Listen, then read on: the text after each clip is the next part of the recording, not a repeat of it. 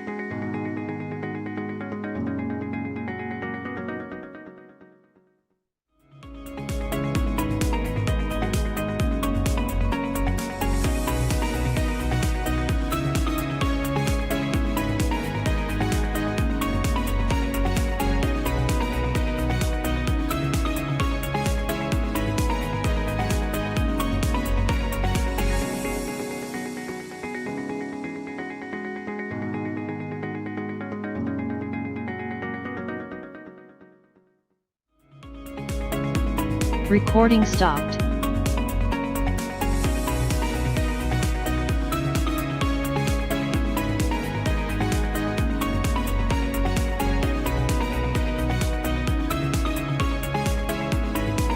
Recording in progress.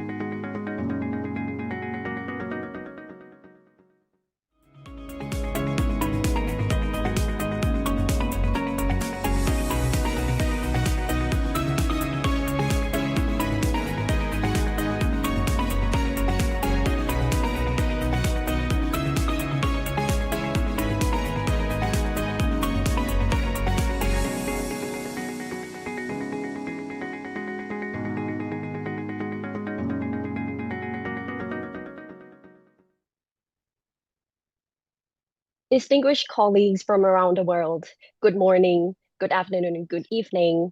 A very warm welcome to today's joint Seaups and Isup webinar entitled Practical Diagnosis of Genitourinary Cancers, Bridging the Gaps Through the Lens of Experts. Today marks a very special milestone, as this is the first Seaups collaboration webinar, and we are immensely honored to partner with Isup for today's event. I can guarantee that we are in for a wonderful 2-hour program filled with 4 outstanding speakers and 3 highly practical diagnostic insights tailored for our day-to-day practice. My name is Asimar Sangslangchai, or you can call me Meiji, an anatomic pathologist and Thailand's ISAP Global Engagement and Outreach Committee Ambassador, representing Seaups, and I am honored to serve as your moderator today. Joining me as co-moderator, Dr. Dilek Ertoy from Turkey, who serves as the co-chair of the ISAP GEOC for Eastern Europe, Western Asia, and Africa. We're thrilled to host a global audience across multiple time zones today on the 25th of August. To officially open today's joint program, let's welcome Dr. Jeffrey Seaups, President of the Seaups, and Dr. Glenn O'Panna, Chair of the ISAP GEOC, to deliver brief introductory remarks.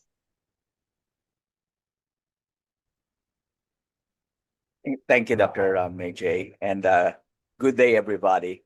On behalf of ISUP and ISUP President, Professor Liang Cheng, I would like to welcome everybody for this first global outreach, global engagement and outreach webinar.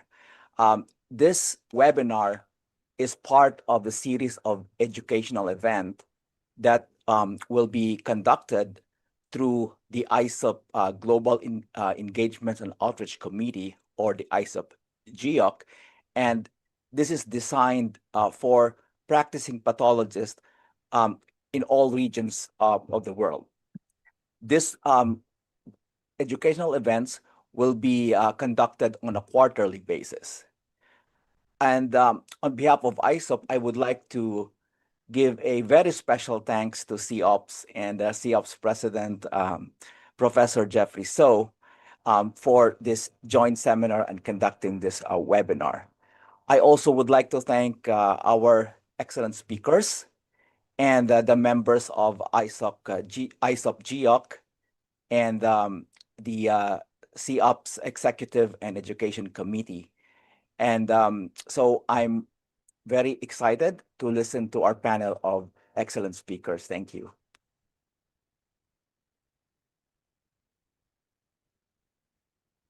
Please welcome Dr. Jeffrey Seaups, the President of Seaups. Thank you. I would like to personally extend my sincere appreciation to the ISUP President, Dr. Liang Cheng, and to the entire ISUP Global Engagement Committee for their support and partnership. We also owe a tremendous depth of gratitude to Dr. Gladel Paner for spearheading this endeavor and helping make this collaboration possible. On behalf of Seaups, I would also like to acknowledge the tireless efforts, of course, of our founders and members of our education committee, particularly Dr. Hangoro, for making this possible. And of course, this webinar wouldn't be possible without our esteemed speakers who have generously given their time and shared knowledge and expertise with us. To all our speakers, we are truly honored and grateful to have you with us today. Once again, thank you to the ISUP, to our speakers, to the organizers, and to everyone who has taken the time to join us this evening. We are deeply grateful for your support, and we hope you find today's program both enriching and inspiring. Thank you and good evening to everyone. Thank you very much. And we would like to also express gratitude to Dr. Liang Cheng, President of the ISUP, for his support in making this joint webinar possible. And before we commence the session, please allow me to review a few essential housekeeping rules to ensure a smooth experience. First, to maintain the highest audio quality, all participants are requested to keep their microphones muted throughout the session. And second, if you have any questions during the lecture, please submit them via the Zoom or YouTube chat box. We have reserved about 5 minutes at the end of each session for Q&A. If time does not permit us to address every question live, we will compile them, send them to our speakers, and relay their answers in the Seaups WhatsApp group or our Facebook. Finally, this session is being recorded for academic purposes and will subsequently be posted on our official YouTube channel. And let us now proceed to the very first joint session entitled, How Will You Handle These Uncommon Kidney Tumor Cases? Please play the video. So now it's my turn. Do you hear me? Yes, doctor, Yes. we hear you. So thank you for this nice and kind introduction. It's a great honor for me to be part of this first joint Seaups and ISOP webinar. And we will do this together with Dr. Surendranand from the Bangkok University. And we have discussed to entitle our talk Practical Diagnosis of Genitourinary Cancers, Bridging the Gaps Through the Lens of Experts.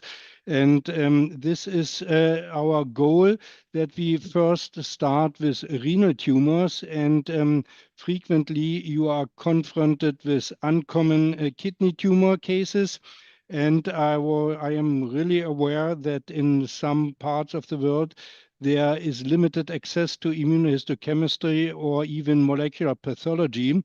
And therefore, some cases or tumors of the last WHO 2022 classification is difficult to diagnose, because we expect to perform some molecular studies to make the correct diagnosis.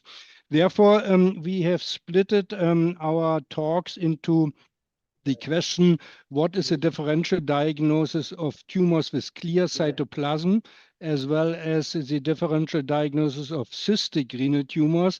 And later on, we will discuss for each of the cases this armamentarium of antibodies, how you could handle these uncommon renal tumors. And here you see a list of antibodies for tumors with clear cytoplasm, which is very helpful. And you see here already the first I'm not sure if we differential can see your screen. diagnosis. Sorry, Can we see Dr. Mock's screen? do you see it? No, I don't see it.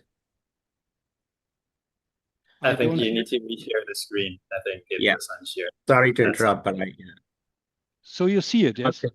Not yet. Not yet, not yet. Oh, that's a problem. Yes. Okay. So let me just put here. No, it's gone. That's strange. It worked at the beginning.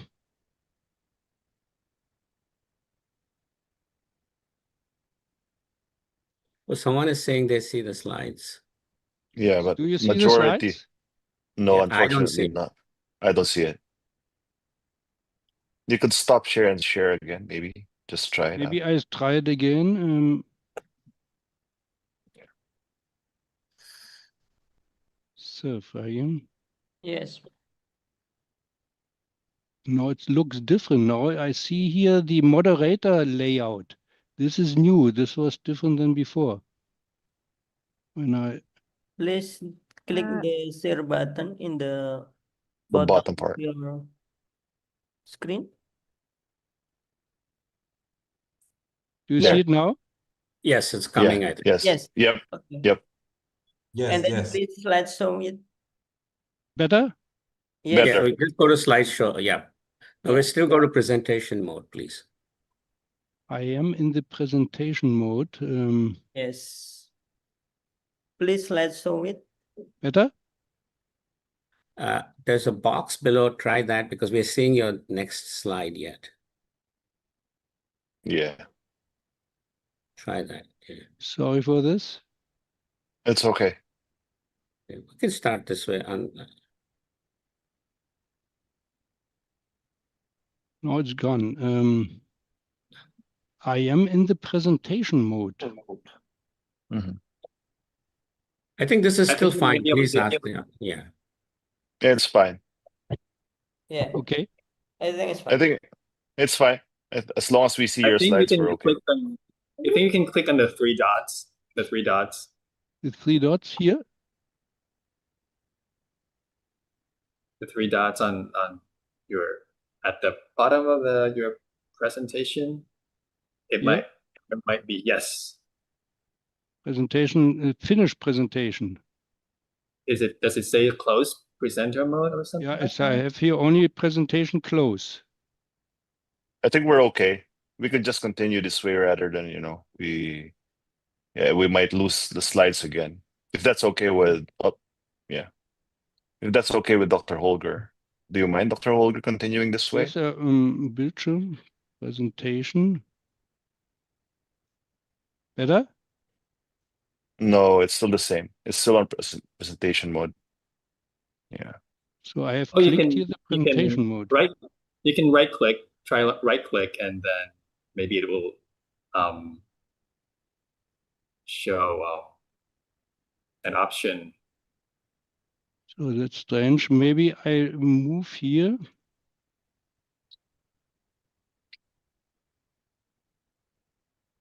So now I'm in the presentation mode. We lost all your slides now. But we can't see your slides. You don't see them.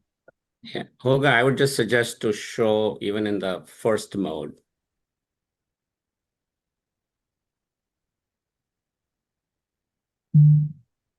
Excuse me, doctor. Would you like for me to assist for Yes. sharing your slide? Maybe you don't you mind? have them. You have them. Yeah, I have. We can use your backup. Yeah. Okay. Dr. Monica will operate the PPT. Apologies share. for that.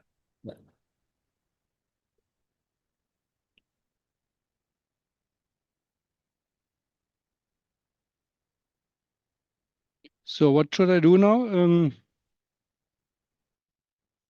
I am here in the presentation mode, and I cannot. She will try to show your slides if you can. Yeah, here. So what are you doing now? You show my slides from your screen? Yes, doctor. Yeah. There. Do you see them, already- Dr. Mock? So what I'm closing now my slides, and you show them. Yes. Is it okay? Yes, they're shown now on screen. Do you see them? Yes, and you okay, then you go please to the second and third slide. Yeah. Mhm. You can Okay, say next. I will say next slide. Yes. And Okay.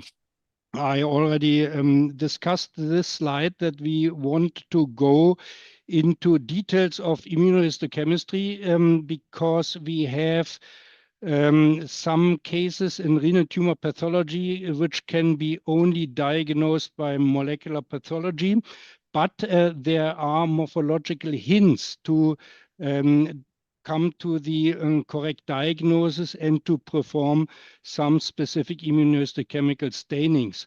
So I focused on two topics, tumors with clear cytoplasm and tumors with cystic morphology and macroscopy. And on the next slide, you see our immunohistochemical armamentarium, which is mainly done by cytokeratin 7, which is a very good antibody, CD10 and CA9 for clear cell renal cell carcinoma. Vimentin is good, and also for translocation carcinomas, we use TFE3 and TFE-B as well as Melan A and HMB45. So on the next slide, you will see now the first case. Next slide, please. This was a very young patient with 35 years. And on the next slide, you see the morphology. This is now a clear cell characteristic morphology with clear cytoplasm, low nuclear grade. So everybody here in the room would confirm that this is probably clear cell renal cell carcinoma. On the next slide, however, you see a higher magnification.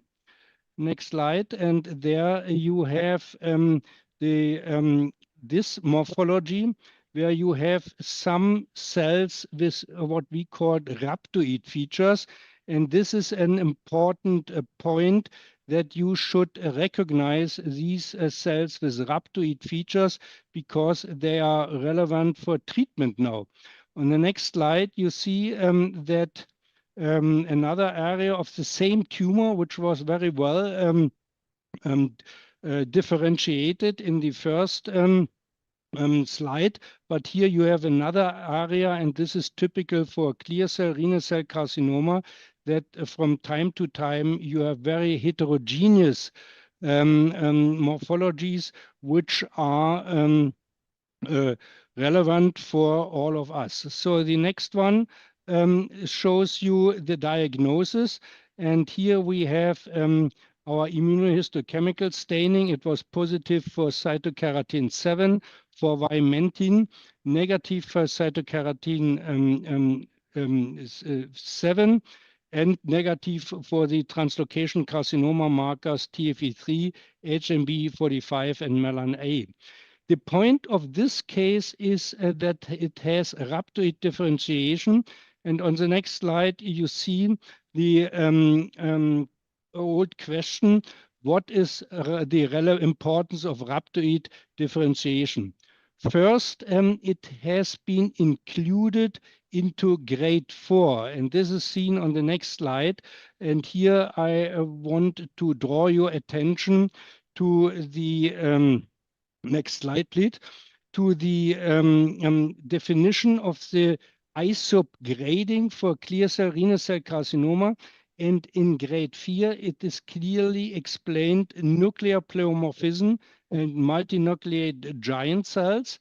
This is the same as in the old Fuhrman grading, but nowadays we need also to mention rhabdoid and sarcomatoid differentiation. We should not only tell in our pathology report it is grade 4, we should also tell the oncologists and the clinicians that there is rhabdoid differentiation or sarcomatoid differentiation. Next slide, please. Here you have the relevance of the grading. This is the Isup grading. And here is a paper of Gladel and Mahul also with some others where we have discussed the relevance of the new grading system. And it is of importance that it is only validated for clear cell and for papillary renal cell carcinoma, but not yet for other renal tumor entities. So grade 4 has not only prognostic relevance. On the next slide, you see a sarcomatoid differentiation, which can occur in clear cell renal cell carcinoma, but you should also mention rhabdoid differentiation. On the next slide, you see here, please, next slide, you see that there are different molecular alterations in sarcomatoid and in rhabdoid renal cell carcinoma. And one important topic is that in rhabdoid differentiated areas, some immunotargets are turned on, and therefore these tumors are responsive to immunotherapy. This is seen on the next slide. Here you see the very previous oncology trials, the Checkmate 215, the Javelin renal trial, iMotion 151, and in almost all of these clinical trials, it is shown that sarcomatoid and or rhabdoid differentiation is a predictor of response to immunotherapy. So on the next slide, you see another differential diagnosis. Next slide. These tumor cells have clearly a clear cytoplasm, and you are aware that some of these tumors have been diagnosed as clear cell renal cell carcinomas in the past, but nowadays you should perform a cytokeratin 7 immunohistochemistry. And on the next slide, you see that these tumors in higher magnification have this apical lineation of the nuclei, and this is a hint for the diagnosis of clear cell papillary renal tumors. Next slide, please. Here you have, next slide, you have the another part of the tumor, and on the next slide you see the diffuse and strong CK7 expression. Could you please, yes, This is typical, and I want to draw your attention that this is a diffuse CK7 staining. In some of the clear cell renal cell carcinomas, you can have a CK7 expression, but this is more heterogeneous. You have a patchy figure or picture where you have positive and negative areas, but in most of the clear cell papillary tumors, it is this diffuse staining for cytokeratin 7. So again, we have renamed the tumor type from clear cell papillary renal cell carcinoma to clear cell papillary renal tumor to make the point that almost all of these tumors behave in a benign fashion. Next slide, please. Here is one point which comes from time to time in our consultation routine, that some of the chromophobe renal cell carcinoma, for instance, in the upper left, you see a mixture of clear cell and or large voluminous cells with a clear cytoplasm. It is a classical chromophobe renal cell carcinomas, but in some instances, people think it could be also clear cell renal cell carcinoma. And I use in these scenarios always a vimentin staining to see if these tumor cells are negative. And if these tumor cells are negative, then it is a chromophobe renal cell carcinoma. Next slide, please. Here you have another tumor. And here you see some of these tumor cells are also large, voluminous. They have spindle cell areas. It could be a dedifferentiated renal cell carcinoma, but in our immunohistochemistry, next slide, you see that these tumors, next slide please, show positivity for HMB45. So what's your diagnosis? And therefore, I always mention it's an HMB45 positive tumor. It is an epithelioid angiomyolipoma. So this is important to note, next slide, that you think on tumors with spindle cells and with atypia, also an angiomyolipoma. This is by far more common in the kidney than sarcomatoid renal cell carcinoma or even a primary sarcoma in the kidney. But think on an HMB45 staining, and then you come up with the diagnosis of epithelioid angiomyolipoma. Next slide, please. This is just to complete the differential diagnosis of tumors with clear cytoplasm. It's a relatively old patient, 77-year-old, a necrotic tumor. Next slide, you have here the histology. And here you see that there are tumor cells with clear cytoplasm, but some of them are more oncocytic, and some of them have an eosinophilic cytoplasm. Some areas look a little bit papillary. And on the next slide, you have a higher magnification.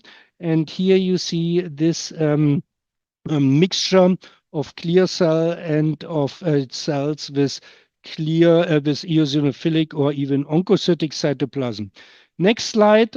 Here is the result of the immunohistochemistry. There is negativity for TFE3, and this would be the first differential diagnosis. This is a TFE3 translocation carcinoma, but here with the absence of immunohistochemistry, this is rather not a TFE3 translocation carcinoma, but with a positivity of HMB45 in single cells and a rather strong positivity for melan A. It is still good for a translocation carcinoma, but for a so-called TFE-B translocation carcinoma. And on the next slide, you see here that there is on the picture E a clear amplification of TFE-B. And this is the point. If you see melan A or the expression or positivity, think also on a melan on a TFE-B altered renal cell carcinoma. because there are TFEB amplifications and TFEB translocations, and both can lead to so-called or can lead to a melan A expression in tumors. And this melan A is in my hands better than HMB45. HMB45 is better for epithelial angiomyolipoma, melan A and HMB45 or melan A better for the TFEB altered renal cell carcinomas. So next slide. Here is a summary for the next slide. Yes, for the relevance of TFEB amplification and translocation. The amplified tumors are extremely aggressive. Melan A is positive very frequently, and you can conform these tumor diagnoses by FISH if available. Some of these TFEB amplified tumors look a little bit like clear cell papillary tumors. And here it is the importance that clear cell papillary renal tumors are benign, almost benign tumors. And clear cell or TFEB amplified renal cell carcinoma are highly aggressive tumors. So next slide, you have here the comparison. TFEB amplification versus TFEB translocation. And you probably use FISH analysis. Next generation sequencing is not very useful in these cases because you can miss the amplification in the NGS attempt. But FISH is very good. And one important point by pure morphology is the basement membrane material surrounded by biphasic cell layers. But this point will be also done by Dr. Surin Spanont from Bangkok, who will come up in his case also on this phenomenon. So next slide, please. We have here another case, young patient, and you remember the old TFEB amplified case was 77 years old. Normally, we expect translocation carcinomas in younger patients. And here we should rush through the morphology because we lost time at the beginning. When you put on the next slide and the next three histologies, you will see a pretty similar morphology. Next slide. Next slide. Next slide. Here is a biphasic pattern with papillary and the basal membrane accumulation in the cores of the papillae. And here is a typical TFE3 immunohistochemistry, which makes then on the next slide the diagnosis of TFE3 translocation carcinoma, which is then confirmed, next slide, on the FISH analysis, where we have nicely translocation confirmed by FISH in the next slide. So this brings me to the last slide for the or the question of what is the difference between the TFE3 translocation carcinoma and TFEB translocation carcinoma. Here we have to say that TFE3 translocation carcinoma have very unfavorable prognosis, whereas the TFEB translocation carcinomas have a favorable prognosis compared to TFE3 translocation carcinomas. So you can go to the next two slides, please. And this was a question, which tumors are positive for melan A? And you can ask questions at the end. Next slide, here's the answer for this question. You should think on angiomyolipoma, TFEB renal cell carcinoma, but also on eosinophilic solid and cystic renal cell carcinoma. They also can do or can express melan A. And here is, in my experience, a molecular test or a FISH test relevant to come up with the correct diagnosis on the FISH analysis. I see here a question in the chat. What is the percentage of TFE3 positivity to make the diagnosis? The answer is that the TFE3 immunohistochemistry is not an easy immunohistochemistry. We see a lot of unspecific positivity. Therefore, the FISH analysis is in my hands the gold standard to verify the diagnosis of a TFE3 translocation carcinoma. So please put in the next slide, and I change now the topic and come to the topic of cystic renal cell carcinomas. And here is a typical morphology. This is a cystic lesion, and you see in the wall of the cysts these cells with clear cytoplasm. And next slide, please.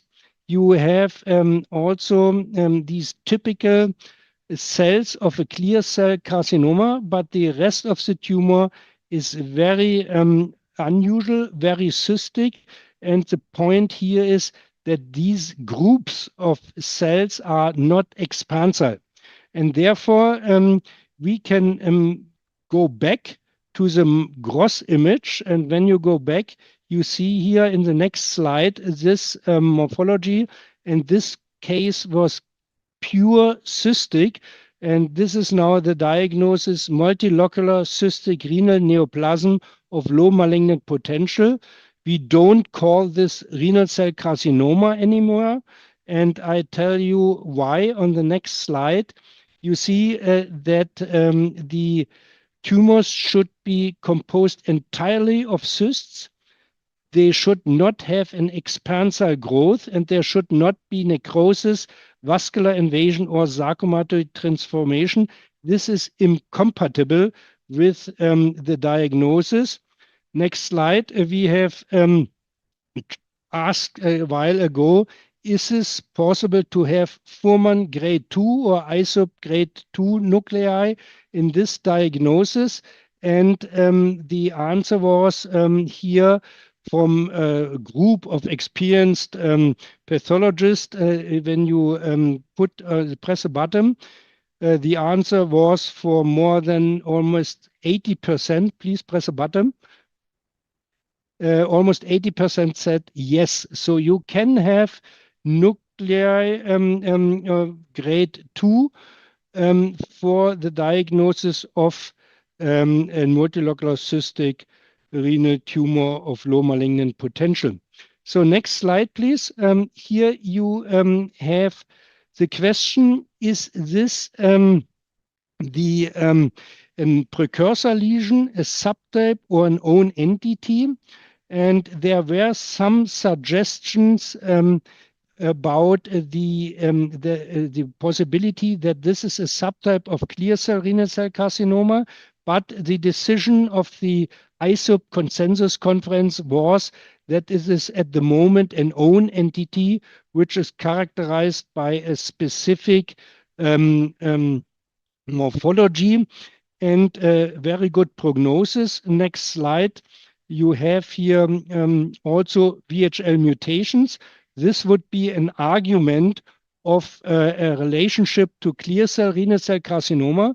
You have the same mutational background, but on the next slide, please show the next slide, you see that there are meanwhile many reviews and case reports showing that these tumors behave benign if they are correct diagnosed with the criteria I mentioned before. So I saw there the question of what is the definition of an expansile growth. This is purely defined. I have to admit there are some recommendations that this expansile growth should be seen in low magnification, and this should really expand the walls of these cysts, but there are no clear definitions yet. Next slide shows you a little bit the background that these tumors came from the old WHO classification in 1998. They were called in 2004 multilocular cystic renal cell carcinoma, but nowadays, since 2016, they are called multilocular cystic renal neoplasm of low malignant potential. So next slide, you have here the another case, 65 years, complex renal cyst, partial nephrectomy, and here is an important macroscopic image. The cysts are filled with blood, and there are solid areas. And when you go back to the gross and you take the blocks for morphology, you see here the gross. It's a very a case where you clearly see hemorrhages, you see these fibrotic stroma, and this leads me to another diagnosis for multilocular cystic renal neoplasm. Next slide. This differential diagnosis comes up when you see here this fibrotic areas. Next slide. Also areas with hemorrhage, sometimes with necrosis. And next slide, I bring you the other areas here where you have hemorrhages, fibrotic stroma. Sometimes you have hemosiderin deposits. And next slide is now the hemorrhage, which is confirmed in this image. And hemosiderosis is sometimes present in these tumors. And this is a so-called cystic partially regressed clear cell renal cell carcinoma. I brought you the reference on the next slide.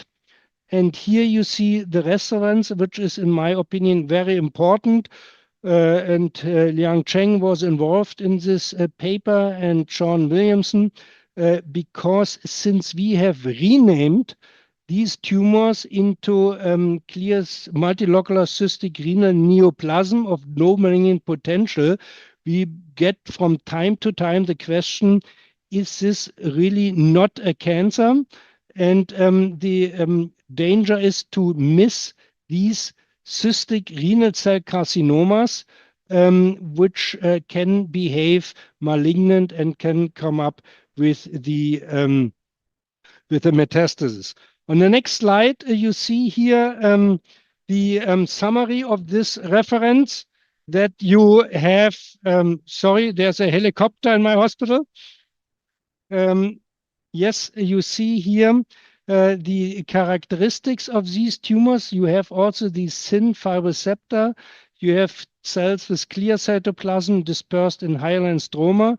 You have ossification relatively rarely in multilocular cystic renal neoplasm of a low malignant potential. So you should be aware of this diagnosis if you see such a cases, and if you make the diagnosis of multilocular cystic renal neoplasm of low malignant potential. So I come to the summary for the first part of my talk in the next slide. What is the differential of renal tumors with clear cytoplasm? I have mentioned, of course, multilocular renal neoplasm of low malignant potential. I have mentioned clear cell papillary renal tumor. You should not overlook epithelial angiomyolipoma or chromophobe renal cancer. And we have discussed translocation carcinoma and the so-called acquired cystic disease-related renal cell carcinoma are present in patients with end-stage kidney disease. And then there's a molecular defined entity. This is ELOC mutated renal cancer. The next slide is a summary of cystic renal neoplasms. And you can here have renal cell carcinoma with prominent cysts. And you have another entities, clear cell papillary renal tumors can be cystic mixed epithelial stroma tumors, and then also highly malignant tumors like synovial sarcomas, and of course TFE3 translocation carcinomas can be very cystic. So thank you very much. Sorry for the delay with the beginning when we tried to get the full screen modus for my presentation, but I think this worked very well, and I thank you also for handling my slide.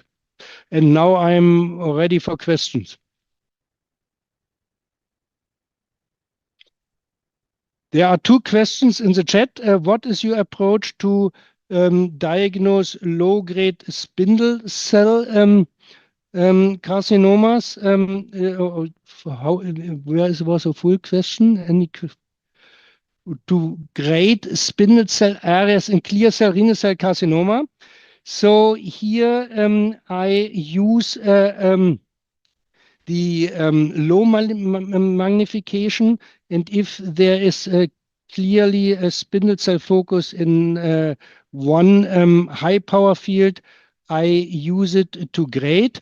And we just have published with Gladel a paper in histopathology in Advances Anatomic Pathology, where we discussed the controversial issues in grading of renal cell carcinomas. And here we have mentioned this in a whole chapter, what should be done in the future to harmonize and to standardize this question, how to grade spindle cell areas in clear cell renal cell carcinoma. And the second question is the distinguishment of morphologic features between atypical renal cyst with clear cell and multilocular cystic renal neoplasm of low malignant potential. This is a very good question because this is the other spectrum, not to carcinoma, but to a multilocular cyst. And here is the accumulation of tumor cells. So here you should have groups of clear cells in the septum, and it is not yet expansile, but there are groups, and you should go normally in this atypical renal cysts, you have just one layer of cells, not a group, not groups of cells. So this is how I do the differential diagnosis to atypical renal cysts with clear cells. But this is a very good question because this is a frequent problem in uropathology. Okay, I don't see other questions. So otherwise you can ask this at the end of our renal tumor discussions. And now I think I hand over to the next speaker, Dr. Surin Spanand from Thailand. Thank you, Dr. Mok. It's an honor to be co-starring with you on this talk. Let me share my slides.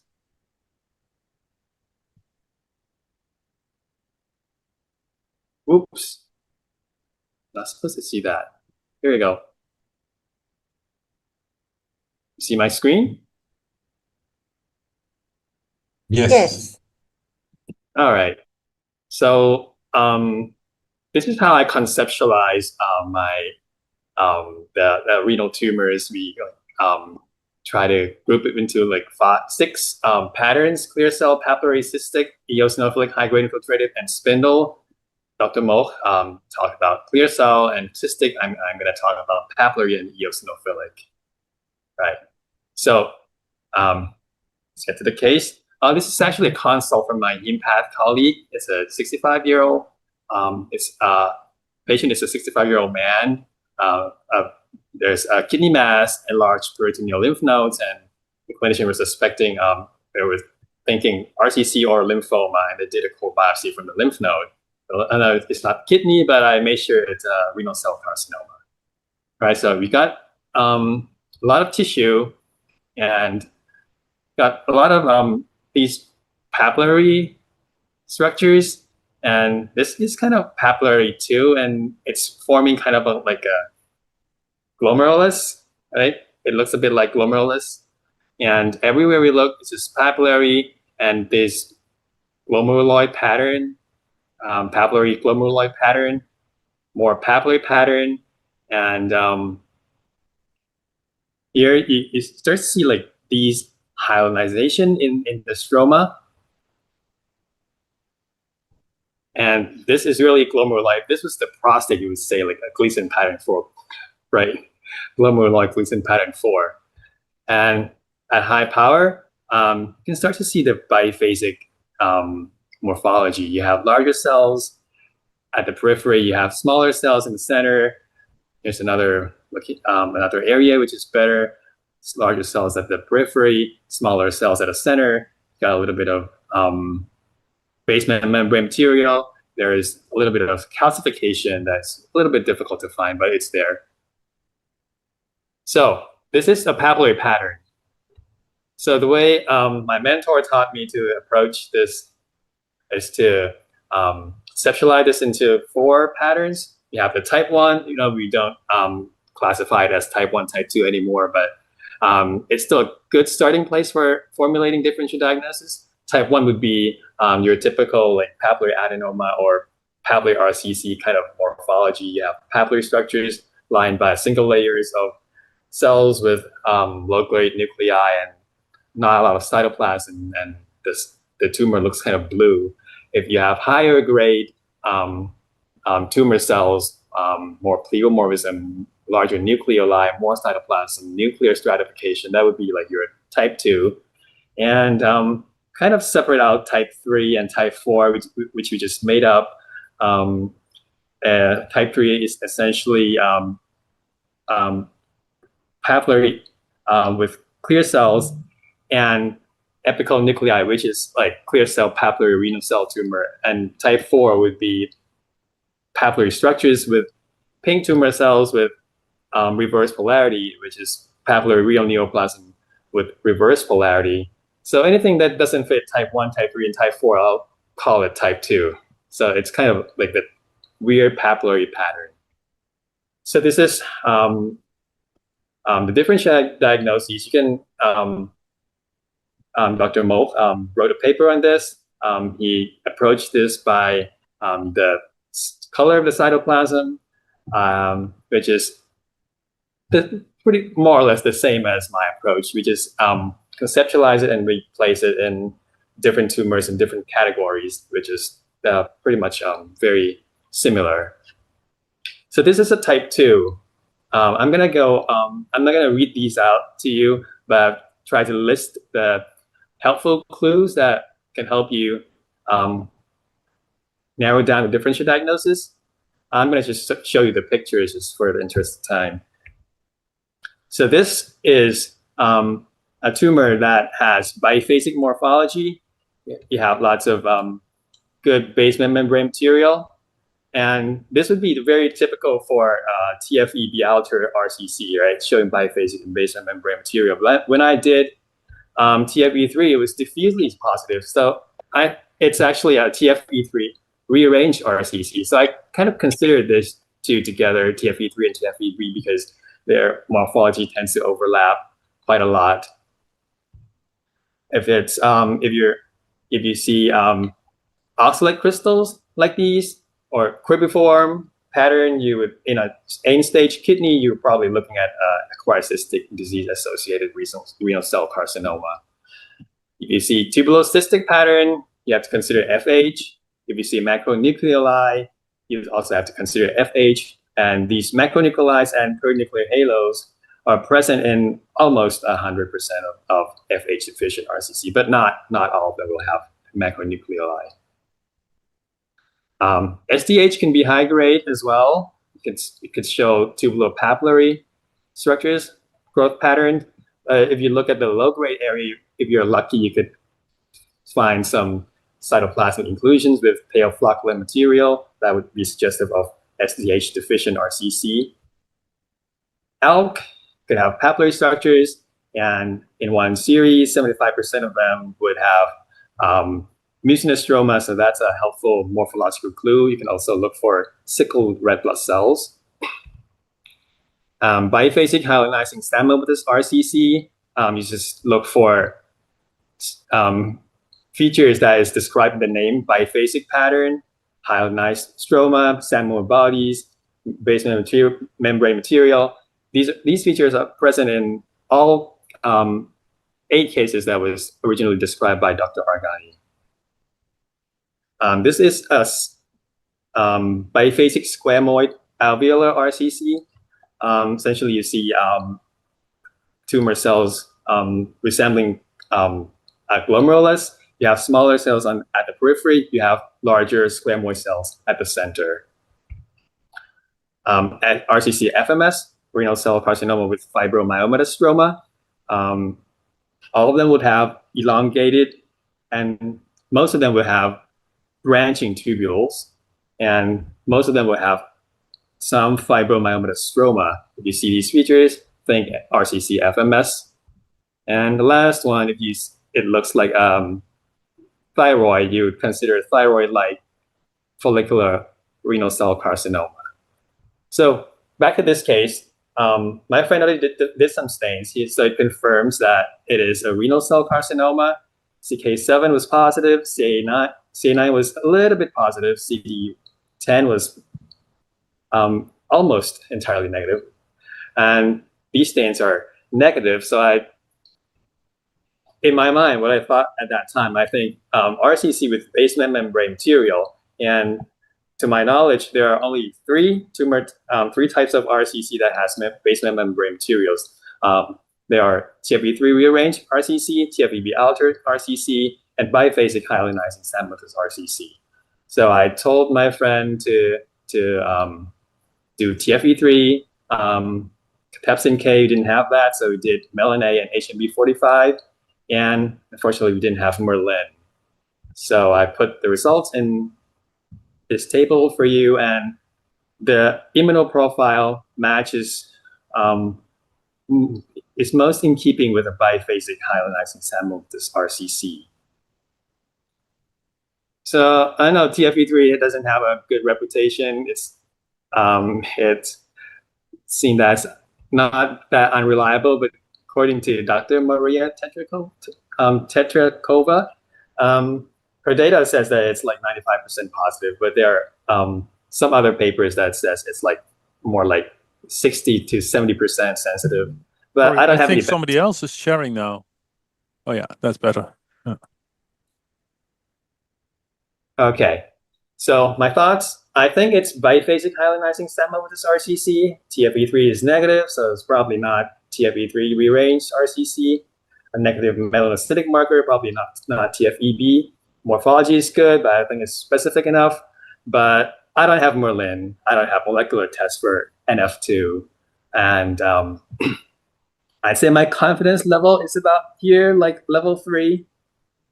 So I think I've probably signed out like this metastatic renal cell carcinoma, non-clear cell compatible with biphasic hyalinizing stemmatous RCC, and made a comment that the morphology of the immunoprofiles are most in keeping with biphasic hyalinizing stemmatous RCC. And I didn't have the tools confirm it, and I can't entirely exclude translocation RCC, but they are unlikely. So, Dr. Moch, do you have any comments on this case? Do you agree with my diagnosis, or do you have any other different approach? No, I think this was a very excellent presentation, and this is now exactly the practical approach we wish to go for, the correct diagnosis, even if you don't have molecular pathology. So the biphasic hyalinizing psammomatous renal cell carcinomas are still an emerging entity. So it is not yet accepted, but it is a very interesting development that almost all of them have the NF2 mutation, and therefore we will come up with a morphology-based diagnosis like you have described, but one could do the molecular test later, and we have to wait for the next WHO classification if they do accept the biphasic hyalinizing psammomatous renal tumors as an own entity. And of course, your observation with the basement membranes material in translocation carcinoma as well as in these tumors is very interesting and good to mention. Thank you, Dr. Mo. So I'll continue. My next case, 45-year-old woman, and your antenna should go up and expect something unusual because the patient is kind of young. Underlying tuberous sclerosis, that's another clue. The patient also has bilateral AML and epilepsy. Patient has parenchymal disease with AML. There was a cystic lesion. It's quite large, 6.9 centimeter at the lower pole of right kidney, and it was read as Bosniak 4. So they did partial nephrectomy, and this is what the tumor looks like. It's kind of it has a solid component. It has a cystic component. Down here, you got a little bit of AML. You see the fat, you see the blood vessels, you see the spindle cells. And this is the tumor next to the AML. You have the cystic component, you have the solid component. The solid component has some area, it is pink with a little bit of clear cells. Some area is more clear than pink. The cystic area, you could say that it looks a little bit like papillary. It has hobnailing, and at high power, it has a lot of cytoplasm and big buzzword, lots of these basophilic stippling, right? So this, you can approach this using like the clear cell or papillary or the cystic, but I'm going to do the eosinophilic approach. So the way I approach this is to divide it into like a low risk morphology and a high risk morphology. The high risk is when you see all the aggressive features. The tumor has extend outside the kidney. There's necrosis, lymphovascular invasion, sarcomatoid, rhabdoid, infiltrative growth, etc. In this case, it has like in this picture, there's necrosis there. So for our case, I would do the low risk pattern because I didn't see any of these the aggressive features.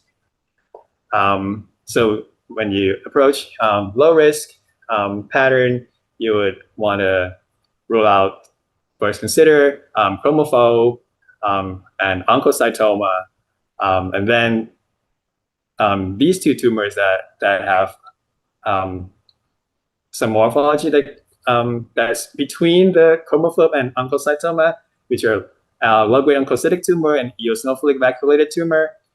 And then you would consider these that could be associated with this genetic tumor syndromes like FH, SDH, SRCC, and follicularly mutated tumor.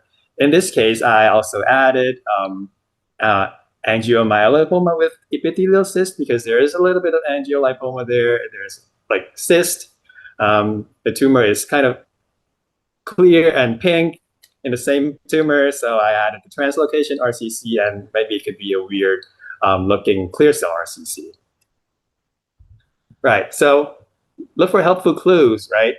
I'm going to show you the pictures. For chromophobe, you would look for these resinoid nuclei, pernuclear halos. For renal oncocytoma, you should have like a hypocellular stroma and these clusters of cells that looks like archipelago. And this is, by the way, Jeff, this is from the Philippines. Like islands, like in the sea, right? And morphology, have pink granular eosinophilic cytoplasm with round, regular nuclei, and maybe a little bit of distinct nucleoli. This would be good for an oncocytoma. On the other hand, looking very similar, it's a lot. Instead of having an archipelago pattern, it looks like boats in a bay. So these cells are more like cores of cells, more like Gleason pattern 5, pattern 4, if you will. And the tumor cells tend to have round nuclei with perinuclear halos. EVT, this tumor has prominent vacuolations and very prominent nucleoli, like they're staring at you. And unfortunately, we have low-grade FH that could look like SDH. If you consider SDH, you probably should consider low-grade FH as well, because these don't have macronucleoli. And SRCC would have a solid pattern and a cystic pattern and basophilic stippling. Follicular mutated tumor, and this is a paper by Dr. Hirsch. The tumor, most tumor, like almost 90% would show mosaic pattern. So you have mixture of clear cells and pink cells that looks like a checkerboard. And most of them will also have some perinuclear halos. And just to show you angiomyolipoma with epithelial cyst, I don't think this is angiomyolipoma with, this case, the case that I'm discussing about, is probably not an angiomyolipoma with epithelial cyst because that cyst is a part of another tumor, right? It's not a part of the AML. So my top differential diagnosis for this case would be ESK RCC, obviously, and TFE3 and TFEB RCC and clear cell RCC. So I did some stains, CK20 for ESK, TFE3 for TFE3 rearranged RCC. I did Cathepsin K for TFEB altered RCC, and I did CK7 and CA9 for clear cell RCC. If it's none of these, then I'll go back and consider the remaining tumors. So this is CK20. CK20 is positive, not diffusely, but there's scattered positivity. TFE3 is positive, but it's like not that positive. It's weakly positive. I interpret this as not specific. Cathepsin K have a little bit of positivity. CK7 was positive as well, and CA9 was negative. So I put this in a table, and I think the immunoprofile is most consistent with an ESK RCC, although there is a little bit of these two that are not fitting too well. So my thoughts, I think it is an eosinophilic solid cystic RCC. It has good morphology. CK720 is positive. Cathepsin K is positive. The patient has tuberous sclerosis. And I think if everything else fits, scattered CK7 positivity is acceptable, and CK20 positivity is unusual for other types of tumors. So TFE3 is non-specific, so I think I can rule out TFE3. CA9 is negative, so not clear cell RCC. So my confidence level, level 5, I just call this eosinophilic solid cystic renal cell carcinoma in the setting of tuberous sclerosis. All right, that's my second case. Dr. Moch, any comments? Do you agree with my diagnosis? Yes, no, a very good approach to come up with this diagnosis. Just one comment, cytokeratin 20 can be very focal in ESC RCC. This is sometimes difficult in biopsies or even in tumorectomies when you have only very limited CK20 positivity. And here your suggestion is very good to make this preliminary diagnosis. And if you have molecular pathology available, of course, some of them show a TSC mutation. Yep. I think it will probably be because the patient has tuberous sclerosis, right? Thank you for your comments. And I'll proceed to my last case. The patient is 40-year-old, again, kind of young, so expect something unusual. We presented with bloody stool. They did EGD and colonoscopy. It was normal, but there was external compression at the stomach. They did CT and they found a cystic mass. It was a large cystic mass, Bosniak 3, and they decided to follow up the CT, and it grew a little bit bigger, and it was read as Bosniak 4. So they proceeded with radical nephrectomy, and this is what the tumor looks like. It's pretty big, and this is the adrenal gland, so it's almost touching the adrenal gland already. It has this tubulocystic pattern here, and have hobnailing, prominent nucleoli. There's cystic, the solid areas that are kind of growing within the cyst, and they have this kind of cribiform morphology. They have, some of them are lumen, some of them are intracytoplasmic vacuoles, and they have very prominent nucleoli with perinuclear halo. So I'm going to approach this using the eosinophilic pattern again. But this time I'm going to do the high risk pattern. And you can see there's tumors with check marks. These are tumors that we already discussed in the papillary type 2 pattern. So there's a lot of overlap. So I'm just going to talk about these two because we already covered the rest. So when you approach this high risk pattern, if you get something like this, it looks like you might have the impression that this tumor is poorly differentiated with lots of rhabdoid cells. You should exclude the possibility of epithelioid angiomyolipoma first, do a melanocytic marker or cathepsin K. And clear cell renal cell carcinoma, when it becomes high grade, this is actually from the same tumor. This is the low grade area. You have the typical clear cell RCC morphology. But if you look at the high grade area, you can get pink cells like this. So always consider clear cell renal cell carcinoma because it's the most common renal cell carcinoma. In this case, it's pretty straightforward. I think it's fumarate hydratase deficient renal cell carcinoma. The tubulocystic part looks kind of like tubulocystic RCC, but it shouldn't have the solid part, right? And the solid part has this kind of sieve-like appearance or cribriform appearance, which could look a bit like acquired cystic disease associated RCC, but this patient doesn't have end-stage kidney disease and there's no calcium oxalate crystals. So I ruled them out. So this case, this case was from 7 years ago. We didn't have FH, and it was signed out as renal cell carcinoma, morphologically suggestive of hereditary leiomyomatosis and renal cell carcinoma, renal cell cancer, associated renal cell carcinoma. That's just confusing. HLRCC associated renal cell carcinoma. No IHC performed. So recently, just a few months ago, we bought the FH stain and we did the stain, and that confirms the diagnosis. FH was lost with positive internal control. SDH, S2SC was diffusely positive. So this was an FH deficient renal cell carcinoma. That's my last case. Dr. Moch, any comments? Yeah, you see here the power of morphology to diagnose a tumor which has probably an hereditary background, and 7 years later you have confirmed your diagnosis based on H&E. On the other hand, in some cases, it's not easy to exclude tubulocystic renal cell carcinoma.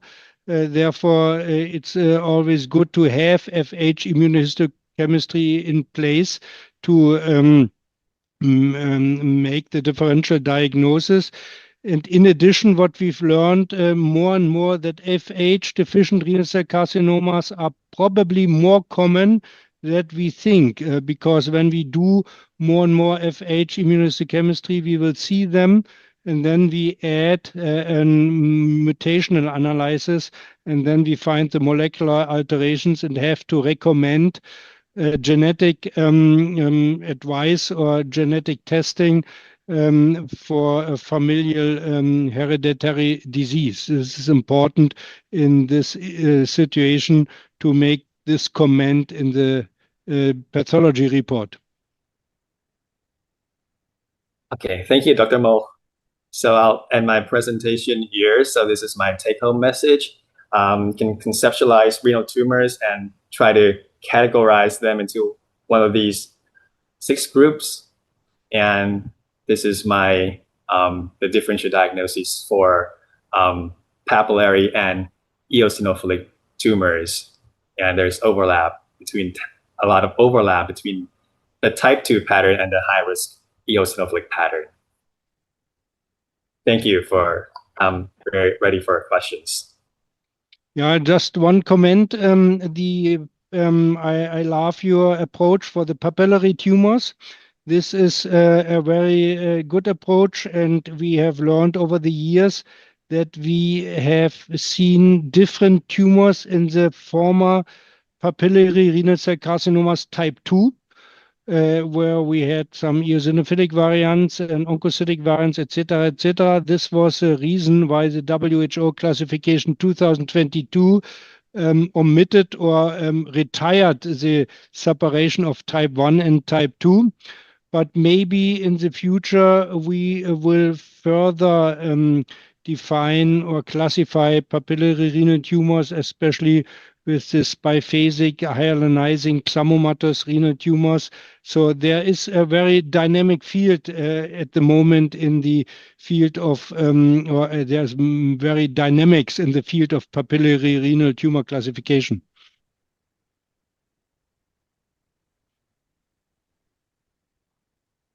Thank you very much. Thank you, Dr. Mo. Thank you very much, Dr. Surin Sapanon and Dr. Holger Moch, for the invaluable presentation, as Dr. Moch has already kindly answered a few questions during the session and gave comments during Dr. Jersey's presentation. And looking at the clock right now, we are unfortunately unable to address the rest of the questions live today. As I mentioned earlier, our team will compile and submit questions to our speakers directly and share them with you through Seaups WhatsApp and our community on Facebook page. So please follow us on our YouTube channel and Facebook page. At this point, it is my pleasure to hand over the moderation duties to Dr. Dilek Ertoy, who guide us through the next two exciting sessions. Dr. Ertoy? Thank you, Meiji. First of all, I'd like to express my sincere gratitude to Isup, which made the establishment of GEOC possible, and also to Gladel Panner, who worked very hard for its funding. I believe GEOC will lead to significant contributions in our field for the sake of targeted communities. In this second part of our webinar, we'll look at contemporary prostate biopsy reporting. This is an area that contributes that continues to evolve and has important implications for patient management. Then it's my great pleasure to introduce Professor Arno van Leenders. Professor van Leenders is genitourinary pathologist and researcher with particular expertise in prostate cancer pathology and the biological understanding of prostate cancer. He works in Erasmus Medical Center in Rotterdam, Netherlands. He has been actively involved in research and education in urological pathology for many years, and he has contributed to over 300 scientific articles in GU pathology. He is member of European Association of Urology Prostate Cancer Guideline Panel. He is co-chair of European Society of Pathology GU Working Group, and more importantly, he is president-elect of Isup. Now I invite Arno, saying that we are very fortunate to have him with us today to share his expertise on contemporary prostate biopsy reporting. Arno? Yes, thank you so much for this very kind introduction. I will try to share my slides.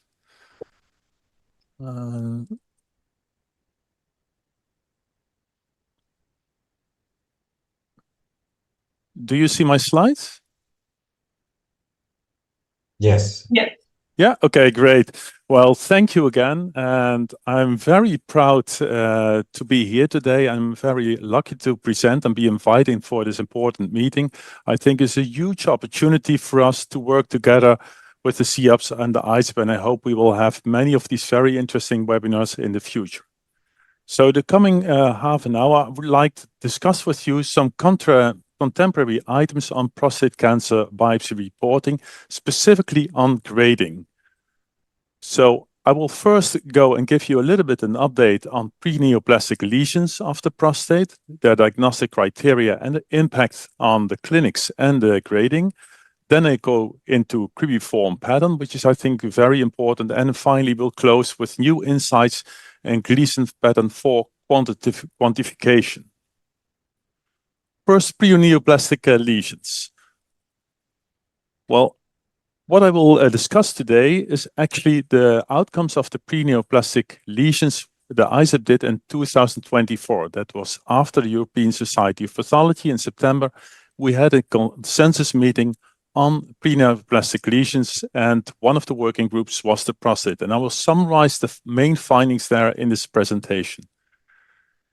So first, if I'm talking about preneoplastic lesion, it's just a descriptive term for me. It just means an atypical luminal epithelial cell proliferation confined to pre-existent prostatic glands. So it doesn't say immediately something whether it's a precursor or a retrograde invasion. And that's more the pathophysiology of these lesions, but I'm not going to discuss that within this lecture. So basically, we have three preneoplastic lesions within the prostate. I'm sure you're all aware of them. So prostatic epithelial neoplasia, atypical intraductal proliferation, and intraductal carcinoma. And if you look at them, you can see that there is an increase of architectural and cellular atypia going from prostatic intraepithelial neoplasia to intraductal carcinoma. So now, first, what I'm going to discuss is prostatic intraepithelial neoplasia. I'm sure you're all very much aware of this. This is actually the first morphological lesion that shows preneoplastic features, that shows atypia that you can also find back in invasive adenocarcinoma. So traditionally, there have been two types of PIN, low-grade PIN and high-grade PIN. And actually, the distinguishing feature is that in low-grade PIN, you have some architectural changes, some nuclear enlargement, but no prominent nucleoli. And in high-grade PIN, you have the same, but with prominent nucleoli. First low-grade PIN, and this is actually a picture of what I've once diagnosed as a low-grade PIN, which is actually luminal papillary proliferation without nucleoli. And what do we know about this diagnosis? First, that it has a very poor inter-observer agreement. And so it's very difficult to say, is it really low-grade PIN, or is it just, for instance, the central zone of the prostate? And we also know from some older studies that the diagnosis of low-grade PIN does not have any impact on follow-up biopsy. So you do not have an increased risk for prostate cancer. So it's generally consented now that you do not have to report low-grade PIN. So urologists will only be confused by this diagnosis. So does it mean then that low-grade PIN doesn't exist? Well, actually, that's not the case. Because if you, for instance, look at ERK staining, which is actually immunohistochemistry that's upregulated when a cell has a TMPRSS2 ERK fusion, you can see that sometimes ERK is expressed in low-grade PIN. So it means that it has already molecular alterations. So personally, I believe it exists, but we do not have to report it. Then high-grade PIN. Well, high-grade PIN is quite common. We have a few morphological variants. The most common one is the tufting variant, then micropillary and the flat variant. And some of you that are working longer pathology that may remember that there was usually also a cribriform PIN variant. And actually nowadays we do not diagnose that. So cribriform PIN has disappeared, and all these lesions that we used to call cribriform PIN are now called atypical intraductal proliferation. And I will come back to that later. So what do we know about the clinical relevance of high-grade PIN? Well, we know that if we have one biopsy with high-grade PIN, and we do re-biopsies, that actually there's no increased risk for finding prostate cancer. So only unifocal, one biopsy with high-grade PIN doesn't have any increased value. However, if there are more biopsies that have high-grade PIN, then we know there is an increase of finding prostate cancer and repeat biopsies. But if you look on what kind of prostate cancer is usually identified, usually it is a very low risk prostate cancer, so Gleason score 6. And the question is really raising, do we really want to find this very low risk tumors? So we know, so what should we do? So if we look on the high-grade PIN recommendations, it's very important to realize that all of the studies that are reporting on PIN and studying what happens on follow-up were from the old pre-MRI era. So nowadays, repeat biopsies in multifocal PIN is not just driven by what the pathologist said, but also on PSA levels, on DRE findings, and mostly on MRI findings, actually. So that's what we have to consider now. So from the consensus meeting, There was no consensus whether we should report unifocal PIN because we know it doesn't have any clinical relevance, but it is recommended to report multifocal PIN in biopsies. We know there is some increased risk of finding low-grade adenocarcinoma afterwards. Generally, we do not mention in a comment that repeat biopsy is recommended. It's really up to multidisciplinary meetings to consider D-ray, PSA, and MRI findings whether multifocal PIN also needs repeat biopsies. And then finally, if you have invasive cancer, you do not have to report anything about PIN. Then intraductal carcinoma. So intraductal carcinoma is a very important lesion that has been well established over the last decades. So it is an atypical luminal cell proliferation within dilated glands with a basal cell layers. Well, actually, there are a few types of intraductal carcinoma. The most common one is a dilated gland with a dense cribriform atypical architecture. And dense means there are more epithelial cells than lumina.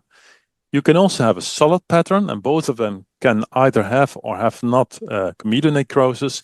And the most uncommon pattern of IDC is loose cribriform or micropapillary pattern with either very marked nuclear atypia or with comedonecrosis. And that is the most rare case.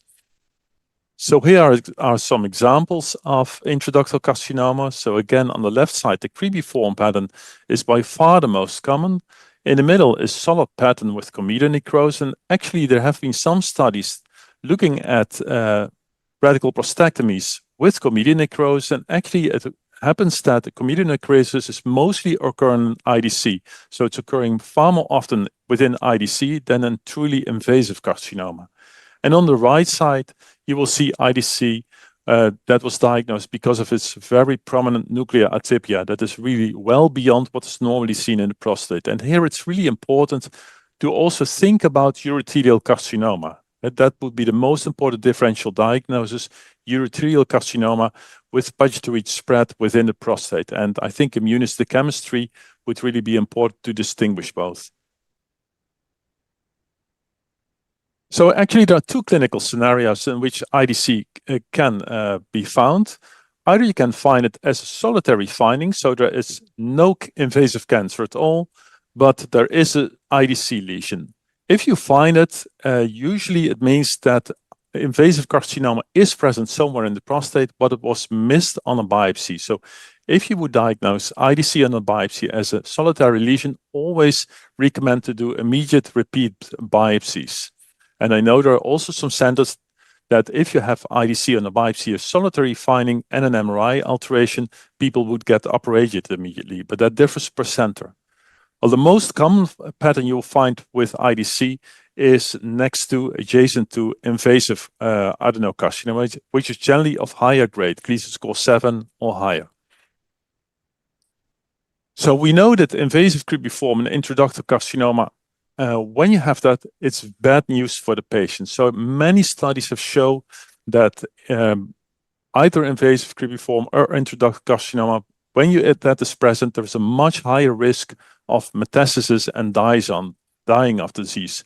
But also the other way around is the truth. So if you have a tumor which does not have cribriform pattern, then actually the outcome is quite good. So for instance, look at these patients. So this was one of our own studies. We looked at patients with Gleason score 3, 4, 7 after revision and really long-term follow-up. And you can see that the patients without cribriform pattern actually had very good outcome. Only 4% of those patients died from the disease.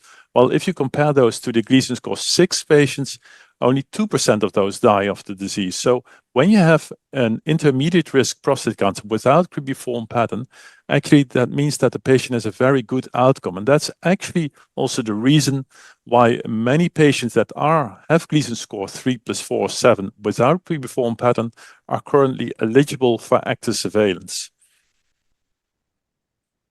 So I already mentioned there is invasive cribriform pattern in intraductal carcinoma. Does it really matter to make the distinction? Well, both are associated with adverse outcome, and both are considered exclusion criteria for surveillance. So that doesn't have any clinical implications. Furthermore, we know that invasive creviform and intraductal carcinoma often coexist. There is a strong morphological overlap, and often the only way to distinguish both of them would be do basal cell immunohistochemistry, in which you could interpret the presence of basal cells as IDC. But look at this nice H&E. You can see two creviform lesions. The one on the left has basal cells, the one on the right doesn't have those. Does that mean that this is IDC and the right one is invasive carcinoma? Well, probably not. And we well accept that when you have high-grade PIN, that sometimes you can see high-grade gland plants without basal cells. And probably the same is true with IDC, that basal cells are present somewhere, but you just miss them on this slide.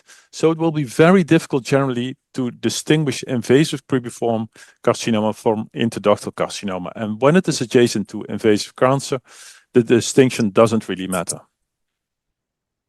So there has been some debate in the field whether IDC in between invasive cancer glands should be graded, but currently we have consensus among all major GU societies within the world based on this Boston meeting in March last year. And that actually says that we always have to report the presence of invasive creviform and intraductal carcinoma, that we do not have to distinguish between invasive creviform and intraductal carcinoma when invasive cancer is present. And now the most important is you do not have to distinguish between both, but that means also that you can just grade IDC as if it were invasive disease. And then again, if IDC is present without invasive cancer, you should not grade it and just mention it and recommend repeat biopsy. So you do not have to distinguish invasive creviform from intraductal carcinoma, and you can just grade intraductal carcinoma as if it were invasive disease when it is adjacent to invasive cancer. So how does this look in practice? So if you have a biopsy and it has 90% pattern 3, and you have 10% creviform glands, and you do not know whether it's intraductal or invasive creviform, you do not have to do immunohistochemistry, but just report this as 3 + 4 = 7 with 10% pattern 4, and just mention that invasive creviform and or IDC is present. Here's another case, a little bit less pattern 3, some 10% pattern 4, and 20% you do not know whether it's IDC or invasive creviform. You do not have to do immunohistochemistry, just report 3 + 4 = 7 with 30% pattern 4 and presence of IDC and invasive creviform. So we have high-grade PIN, we have intraductal carcinoma, but obviously we also have lesions that are just in between.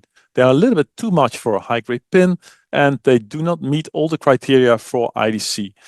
Well, these lesions have been termed atypical intraductal proliferation, and mostly you will find those as loose creviform pattern, which have more than 50% luminal space, or creviform pattern in a non-dilated gland, which was used to call high-grade PIN.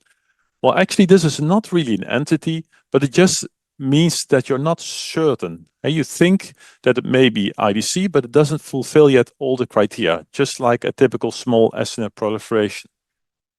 So here are some examples. This is more creviform pin-like AIP, and this is loose creviform AIP. Well, there have been a few studies looking at AIP and outcome, and we know that when you have AIP on a biopsy, actually most of these cases will reflect unsampled IDC, and these cases are associated with more aggressive features. So look at those. And more frequent lymph node metastasis, adverse pathology, and high-graded radical prostatectomy. Furthermore, you can also see that AIP lesions often have more frequent P10 loss, as you can also find an IDC. So most AIP lesions will probably just mean the border of an IDC, though not yet fulfilling its criteria. So what to do with it? If you diagnose AIP, always add suspicious for IDC. Probably urologists would not know what you mean with AIP, so I would always say a typical intraductal proliferation, suspicious for IDC. You should always report in grade group 1 and 2 because then that may really affect clinical treatment. We should be careful not to overcall every high-grade pin that's a little bit more florid than usual as IDC, but usually use it for case that you think it's IDC, but you just come short for all the criteria. And we do not grade ARP as if we do IDC. So that's on the pineoplastic lesions. Then about cribriform pattern. And as I already showed you, cribriform has been identified as a very important independent prognostic feature in prostate cancer. And I think we should really be proud of that. So this was discovered about 10 years ago. This is just an H&E diagnosis, which doesn't require any AI, doesn't require any targeted sequencing. This is just what you can see through the microscope. And this has had major impact on prostate cancer management, mostly of patients with grade group 2 prostate cancer. So we should really be proud of that we did find this. So I'm not going into all the details of cribriform pattern. What's the most important discussion at this moment is, does the size of a cribriform field matter? All studies up to now have shown cribriform is associated with worse outcome, but we do not know whether you have such a small cribriform area. Does that is that associated with better behavior than the large one? Well, some very good work has been done here on the Cleveland group, so the group around Jesse McKenney, and actually they found and really started measuring these lesions and found that if you have cribriform patterns that are smaller than 0.25 millimeters, that those might be associated with more indolent behavior than we have large cribriform pattern. But we are not sure about that yet. That was on radical prostatectomy specimens. And radical prostatectomy specimens, you're able to really measure every cribriform lesions. On a biopsy, you're not. So we also looked at those findings ourselves. So we reclassified a set of Gleason score 3+4 7 radical prostatectomies, and you can see that the median size of cribriform lesion generally is around 0.3 millimeter. A small part of it is smaller, and a large part is a little bit larger than 0.25 millimeter. So here, if you look at the prognostic value of cribriform size in radical prostatectomies, then actually studies that have been performed there both find that large cribriform pattern, that's the red arrow here, is associated with worse biochemical recurrence-free survival than small cribriform pattern. So on radical prostatectomies, large cribriform pattern is really doing worse when you look at biochemical recurrence-free survival. This was one of the first studies also by Nancy Greenland on the impact of cribriform pattern size in grade group 2 biopsies.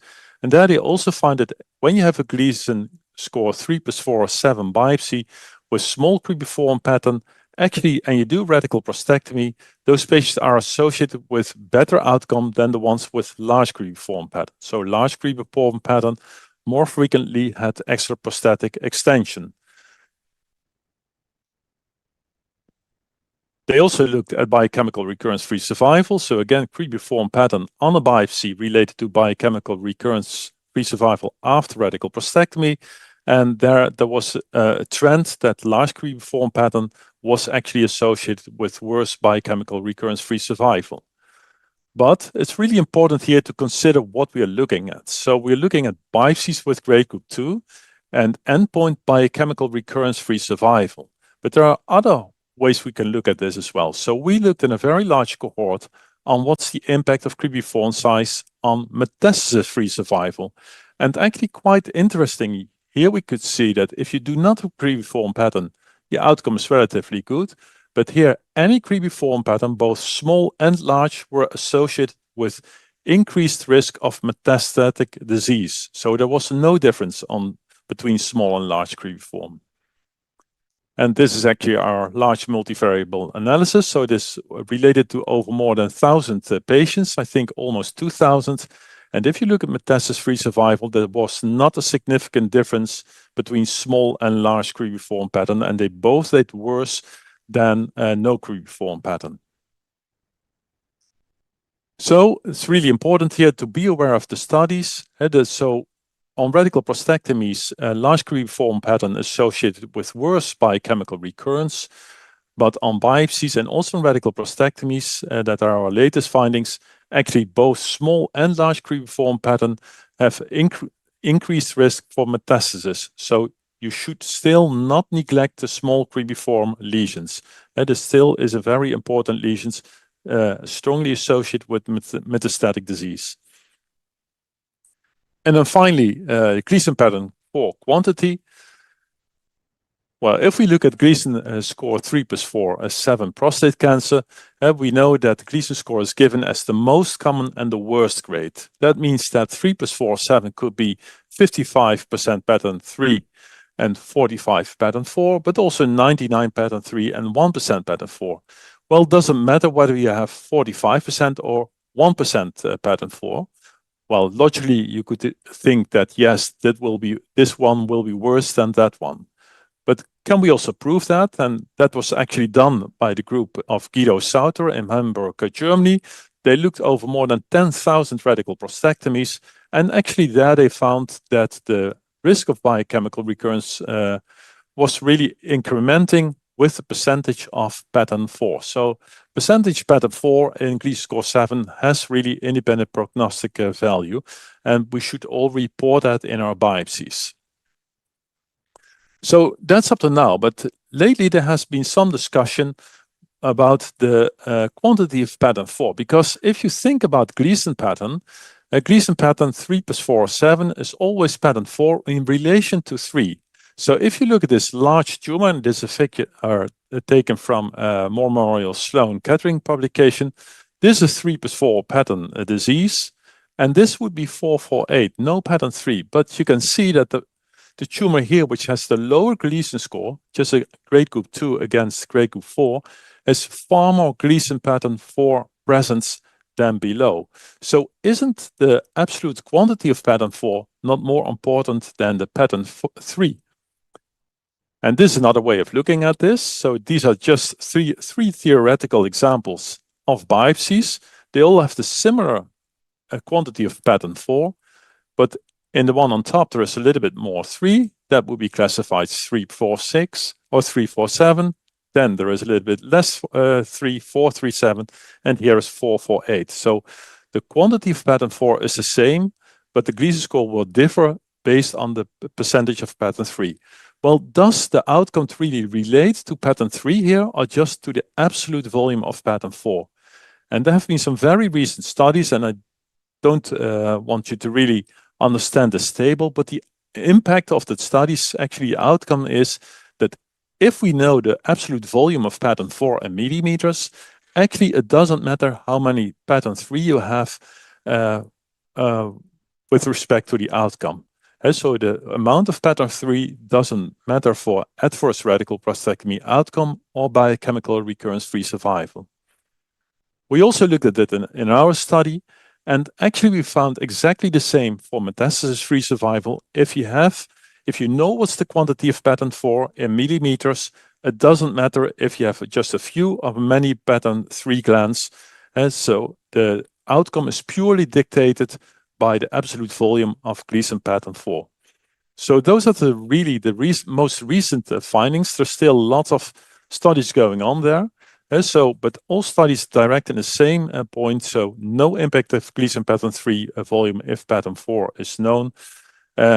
Actually, I do not want you to start changing and reporting pattern 4 length from tomorrow on, because that will really confuse urologists. The only thing to reconsider is really when you have biopsies and with a very small volume disease, just for instance, 2 millimeter of disease, of 2 millimeter of cancer, most of it is pattern 4, a few glands are pattern 3.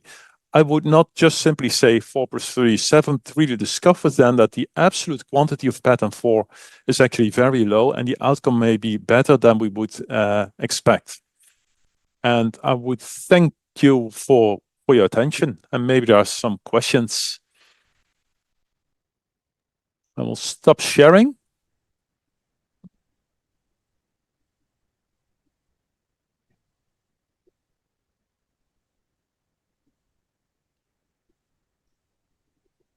I hear absolute silence. Everybody has fallen asleep. I think there is no question in the chat box. Okay, But okay. may I ask something, Of Marla? course. I wonder your approach. When you have intraductal carcinoma in a biopsy or in radical prostatectomy, within a high-grade prostate cancer, sometimes you don't need any immunohistochemistry. It's very obvious that it's intraductal carcinoma. In a high-grade cancer, do you report it? Although we are not obligated. What is your approach? Yeah, thank you so much for this very important question. So even in high-grade cancer, I would not distinguish between invasive and intraductal carcinoma, but I do report it. And there have been several studies that show that if you have, for instance, a Gleason score 8 or 9 or 10 tumor without cribriform pattern, that those patients have much lower risk for metastasis than if you have those. So even in the high Gleason scores, there is an independent prognostic value for cribriform patterns. So I would still report that. It would not have any impact on clinical decision-making there, but prognostically, I think it's really important. Yeah, I completely agree. Otherwise, we will not be able to see intraductal carcinoma diagnosis in our pathology reports. It will eventually melt away. Thank you so much. It was a great summary in a very short time in the pathology reporting of prostate cancer. Thanks a lot. Now we come to our last lecture. It is going to be given by Professor Mahul Amin. It's my pleasure, it's a great honor to introduce him. He is an internationally recognized leader in GU pathology. Professor Amin works in University of Tennessee Health Science Center. He is professor of urology at the Keck School of Medicine of the University of Southern California. He is also the medical director for hospital systems for LabCorp. Dr. Amin is internationally recognized expert in GU pathology with enormous experience in tumors of all GU organs, as well as the urinary bladder. He was co-author of original WHO Isup classification of urothelial tumors in 1998. He has actively contributed to our GU WHO Blue Books since the 3rd edition. He is still serving in that book in the next edition as well. He served and he's serving as an expert on-site panelist and or editorial board member. Mahul Amin has also played a major leadership role in cancer staging. He served as editor-in-chief of the 8th edition of the AJCC TNM staging manual. He has authored more than 450 scientific publications, 78 book chapters, and 16 books. He has lectured extensively throughout the US and internationally. He is also editor-in-chief of Advances in Anatomic Pathology.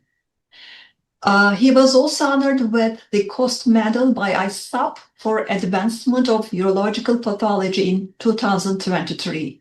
It's the highest award by Isup recognizing lifetime achievement in the field. Today, we are particularly privileged to hear his perspective on bladder cancer grading and the WHO Isup classification from 2026 perspective. Dr. Amin, thank you very much for joining us. We look forward to your presentation. Please. Thank you very much, Dilek. I just want to make sure you can hear me and you can see my slides. Yes. Okay, wonderful. Well, good morning, good afternoon, good evening to everybody in this very beautiful global community of pathology that we live in. And truly a huge thank you to the ISUP and this international global initiative to provide an educational forum for pathologists. So truly great to see so many of you. And in fact, on the screen, I could see many of the pathologists with whom I have had the opportunity to interact. So great seeing so many of you here today. So Today, I'd like to talk about grading of bladder cancer. And there is a continued level of some controversy about the grading system used, and I'll sort of touch upon it. But my intent for the conversation today is that I'd like you to come home with 3 or 4 very clear objectives, things that will impact you and hopefully empower you to be a better diagnostic pathologist. The first is that in order to understand bladder grading, and the key issue is that what you as pathologists will be doing when you grade a bladder tumor that is papillary is to be an active participant in patient management. And so it's really key that you understand the grading schema on the basis of which the WHO ISUP was first proposed. Sorry to interrupt, Doctor. I mean, your slide is not showing up. Oh, what happened? None showed up so far? Not so far, sir. Not so far. Okay, well, let me do this. Let me go back. Let me go to the screen. I will go to slide share. Go here. Can you see them up here? Not yet. Yes. Yeah. We see them now. Okay, now I need to go to slide share. Okay, are you with me now? We're good now. Yeah, but you can see the slides. Yes, sir. Perfect. All right, sorry about that. So the key is today we are here to understand what we do in grading of papillary and flat lesions is of immense significance. And in order to do that correctly, it's really important for understanding what was the basis on which the ISUP WHO system is based, what are the broad criteria for the application. And once we understand that, we might look a bit into the future as to what are the current shortfalls and what are opportunities for refinement. The key things that I'd like you to take home is really that when you look at bladder tumors, and it's very important to understand bladder tumors is a very heterogeneous group of neoplasms that have 2 basic pathways. We as pathologists see a papillary pathway. The papillary pathway can be non-invasive or invasive. And you have a pathway which is the flat disease, carcinoma in situ, that leads to invasive cancer. And so from a pathologist perspective, bladder tumors are either papillary or arising from flat disease and invasive cancer. Of course, now the papillary tumors can invade, so the 2 pathways can get interrelated. And in the microscope, we see papillary tumors that can invade. That's when the papillary tumor is now going into the flat pathway, flat CIS, and an invasive cancer. And for the most part, the 2 pathways are distinct, but occasionally they may intersect. And as I'll explain that too. Now, the basis, of course, when this classification schema was performed, we didn't have a molecular understanding as much as we have today. And I'm oversimplifying this just to get the concepts across that in the normal urothelium, when there are fundamental alterations in chromosome 9, you can get a papillary pathway that goes through a hyperplastic process, lesions we call pun lump and low-grade carcinoma, by a set of, again, an oversimplified alterations in the HRAS and FGFR pathway. And these tumors, over time, have the issue with recurrence, as I will explain. And then you can have tumors or lesions that follow the p53-RP pathway, CIS, high-grade disease, and invasive cancer. Now, here are some important facts to remember.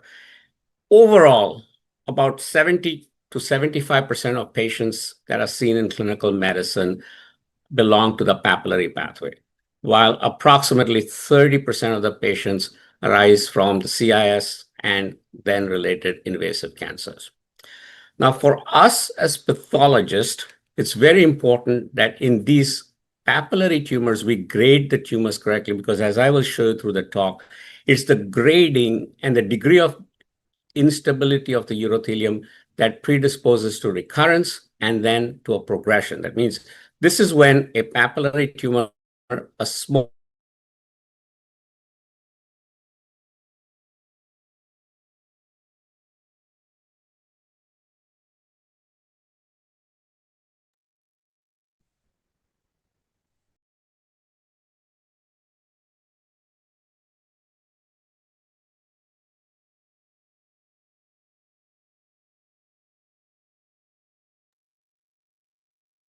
Dr. Monica, do we lose Dr. Amin? Yeah, I think Yeah, we I have think trouble with the connection. Yes. Okay. can we reach him to let him know that? Can we mail him or can we call him? I'm calling him.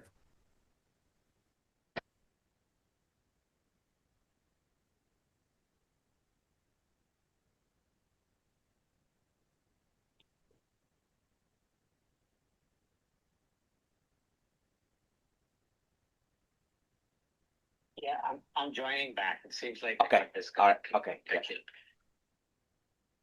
He's joining back.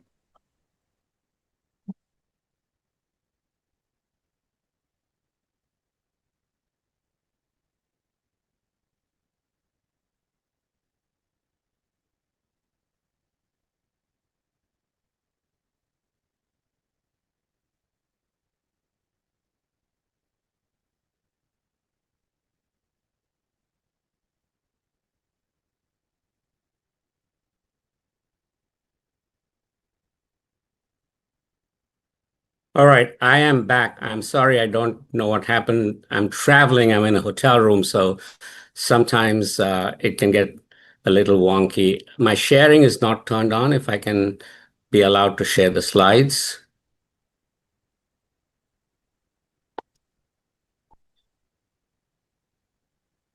Okay, Yes. perfect. And I don't know where you lost me, but I assume it was somewhere along the slide. Yeah, the Is that pathway. correct? Yeah. Correct. And did I get to that basically? You got the slide, right? Yes. Yes. Perfect. Now, this is from our pathology and molecular world. What about the clinicians, right? Because ultimately grading is to help the patient. And from the clinician's perspective, the way they have looked at bladder cancer is that they occur in two flavors, what they have called superficial. And I put superficial in quotation because for what I'm going to mention. For the most part, when we talk about superficial disease, it's either non-invasive papillary urothelial carcinoma or urothelial carcinoma in situ, or they can have lamina propria invasive disease, that's T1. The clinicians use that in what they will call T1 for the reasons I'll just mention. And then they have a whole category of muscle invasive, which I also put in quotations because it's muscularis propria invasion that matters.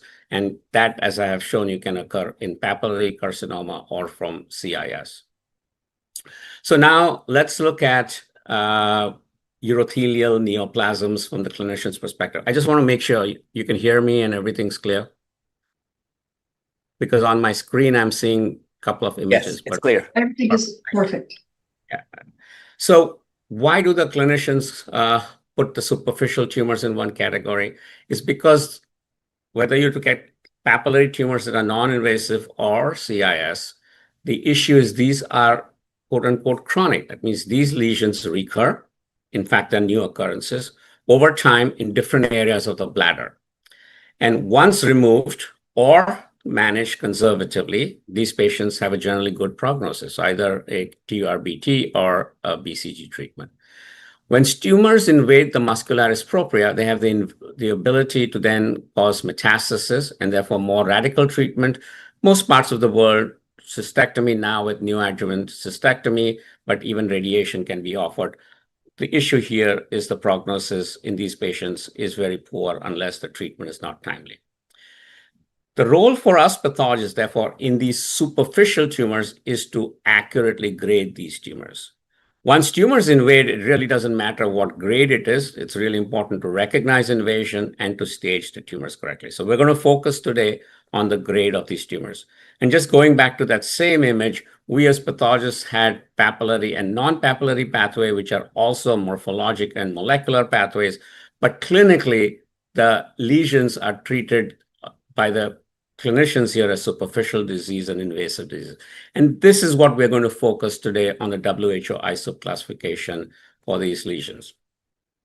Now, my intent is not going through a historical diatribe on these lesions, but to give you a perspective that the classification system has evolved over the years into what was then the 1998 WHO ISUP. And the reason why we had so many classification systems is between normal and carcinoma in situ, there's an increasing degree of nuclear atypia, which was previously called mild, moderate, and severe dysplasia. And then anything that we see is falling short of carcinoma in situ, we have now decided that that is the bar we want to recognize. We'll learn what that is today. And anything less than that we think is neoplastic should be dysplasia.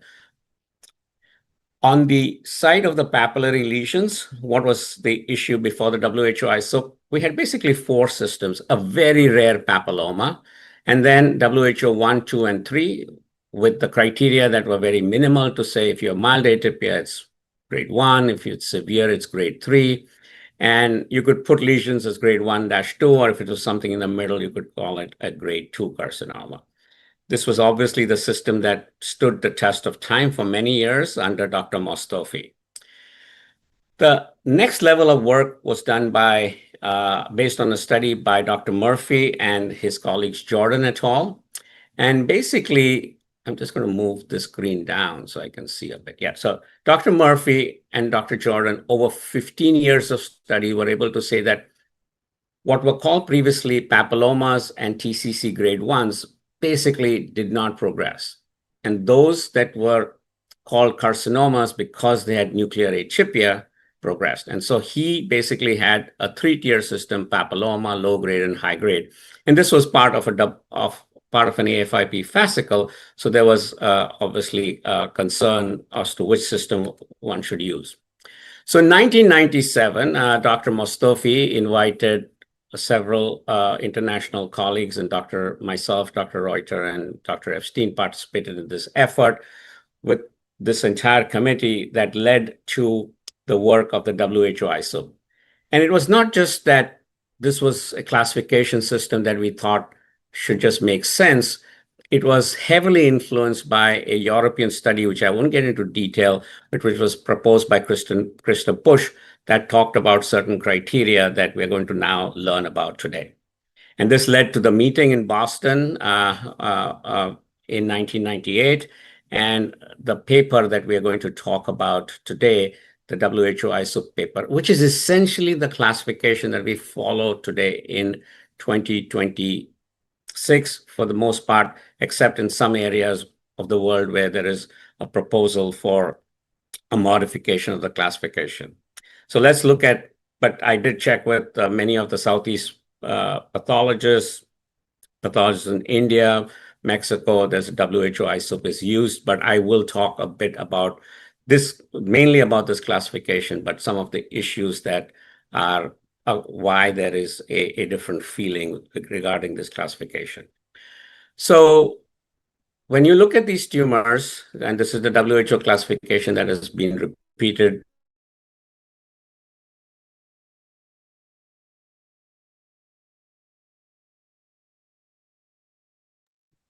Gladel, would you call him again? I am. Thank you.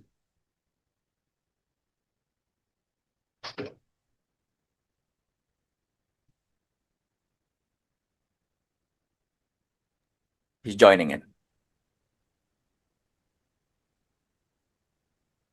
By the way, while we're waiting for Dr. Amin to log back, I just want to mention that this webinar will be recorded and will be archived in YouTube, so you guys can access this recording anytime.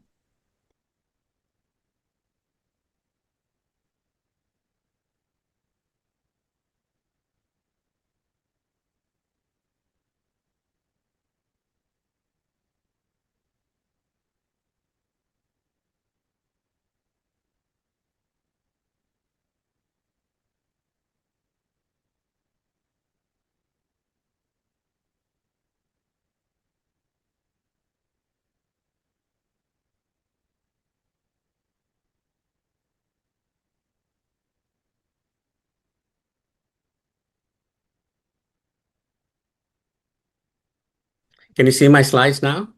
Yes. And where did I lose you all, or you all lost me? Did we talk about the WHO 1998 basically, and that this was a classification system? Do we know Yes. what point? Yeah, So that's like, yeah. yeah. All right. And the WHO sixth edition is now in preparation. The deliberations are on. Dr. Mock and I have had the opportunity to work through all the classification systems, and of course, this is an international effort. And we and Dr. Von Elder, all our participants are on the committee, and we are looking forward to its release next year, sometime in the summer. So now let's talk about clinical practice. And the way to look at the grading of bladder cancer is first the architecture. Is it flat lesion, a papillary lesion, an inverted lesion, or an invasive lesion? And it's really the same classification system that holds true for all of these, except most important, in order to classify this lesion, you have very uniform criteria, which are based on cytology and which correlates with cytologic abnormalities. So again, same classification system. Once I go through the criteria for flat lesions, it's the same criteria for other lesions. And what was the basis of why the WHO ISUP went the way it did? The learnings over those 2 decades from 1973 to 1998 showed that bladder cancer was really based on whether the urothelium looked normal, so those papilloma and pun lump lesions, low grade or high grade. And at the end of the day, what mattered to patients in terms of progression or invasion or metastasis was high-grade disease. So if you as an audience can learn today how to recognize high-grade disease, that's one of the most important objectives of this conversation.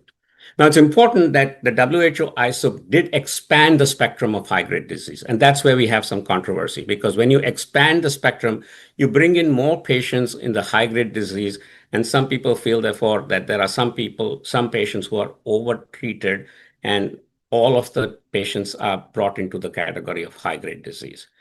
But what I'd like people to understand is that the reason why the WHO ISUP brought in more patients under the umbrella of high-grade disease is that there were studies performed at that time that showed, and I'm generalizing it, that when you followed a patient with true high-grade disease, if you follow them for 15 years, if they did not respond to therapy, they eventually had invasive cancer or died of disease. So the key is to bring them into the high-grade disease spectrum. If bona fide, we'll go through the criteria. You give them the maximum chance to cure. And so that is why grading is very important in these lesions. So let's start with the flat lesions, and then we'll quickly go through papillary and inverted lesions. The flat lesions basically are carcinoma in situ. Anything falling short of them is dysplasia. Normal is talked about because pathologists will just see a little abnormality of architecture, a few cells atypical here or there, and they'll just call it atypical. A normal urothelium can look and have a range of abnormality that one should get familiar with. There's this topic of hyperplasia that has gone through many nomenclatures. At the end of the day, hyperplasia is hyperplasia, and I'll explain that. For US pathologists, what matters is, can you recognize CIS? And if it is falling short of that, can you call that, then you would call it dysplastic lesions. And of course, we all practice pathology. So if a lesion is reactive, like you would see in the colon or an esophageal biopsy, those are reactive conditions. Now, this is normal urothelium, which has 3 to 5 cell layers. And I'm intentionally showing this because the cells can be a little crowded, but overall, the cells have a vertical polarity. These cells are a little more elongate, the intermediate cells of the urothelium.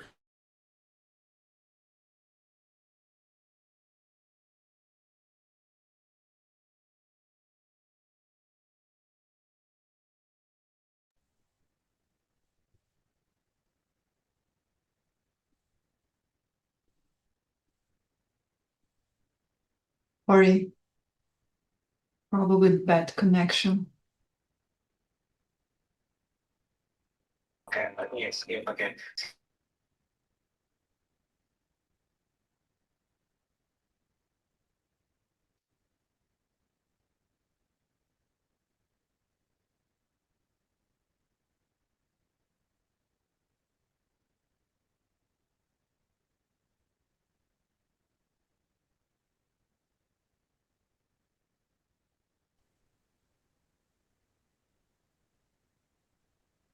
Okay, can you see my slides? Can you see my slides? Yes.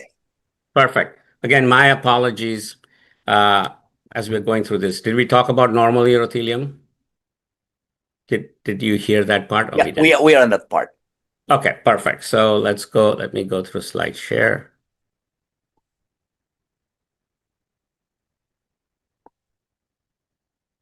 Okay, so we talked about normal urothelium. This is a fundamental slide to understand what is hyperplasia. Hyperplasia is when you see urothelium that is of many cell layers, right? We talked about normal urothelium being 3 to 5 cell layers. So when you have cells with multiple layers, 10, 15, and in the same urothelium compared to normal, you have increased number of cells. So increased cell density. So that's normal urothelium. And here is hyperplastic. That means more cells per unit area and more thickness, but the cells are still very, very even with very even nuclear chromatin, no nuclear abnormalities. Fundamental to recognize, not because hyperplasia is very common, but when you put this lesion on a papillary stalk, that's when you call this as a pun lump. No cytologic abnormalities, just increased cell layers and increased cells per unit area. Now, this lesion can have a little papillary architecture, but not full-fledged papilla, and these are called papillary urothelial hyperplasia. Now, as I said, the current WHO doesn't talk about this, but this is a lesion, so I'm going to mention it because clinicians will see it as a mucosal bump. Some of these lesions have molecular alterations, and they have symptoms, so if you see it, you should recognize it. And there is data that a subset of these lesions will progress to papillary neoplasia. So if a clinician has diagnosed a lesion as a mucosal bump and you recognize hyperplasia, then obviously should be recorded. Now let's talk about dysplasia. Even before we talk about dysplasia, let's just make sure that this is a vanishingly rare diagnosis made in flat lesions.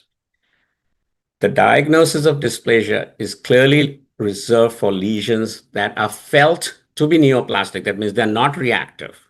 The cells start crowding, they have nuclear irregularities of the chromatin, the nuclear borders are irregular, etc.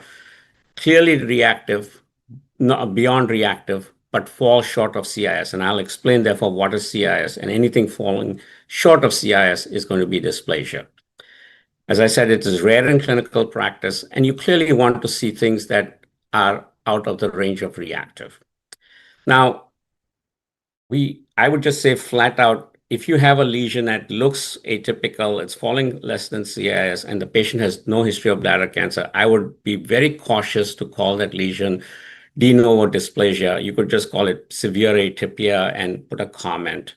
What we really would like you to use the term dysplasia is for if you have a low-grade disease or high-grade disease and the background urothelium shows this level of atypia, that's when you would use the term dysplasia. So here's dysplasia. You can see that there is nuclear enlargement, clearly not a reactive process. Some of the nuclear borders are getting irregular. Some of the cells are disordered. So that is what you would call dysplasia. The key is to recognize CIS. If there's one lesion you want to recognize is papillary high-grade lesion and CIS. Understanding, as I mentioned, that there's a spectrum of cytologic changes that previously encompassed lesions that were called moderate and severe dysplasia.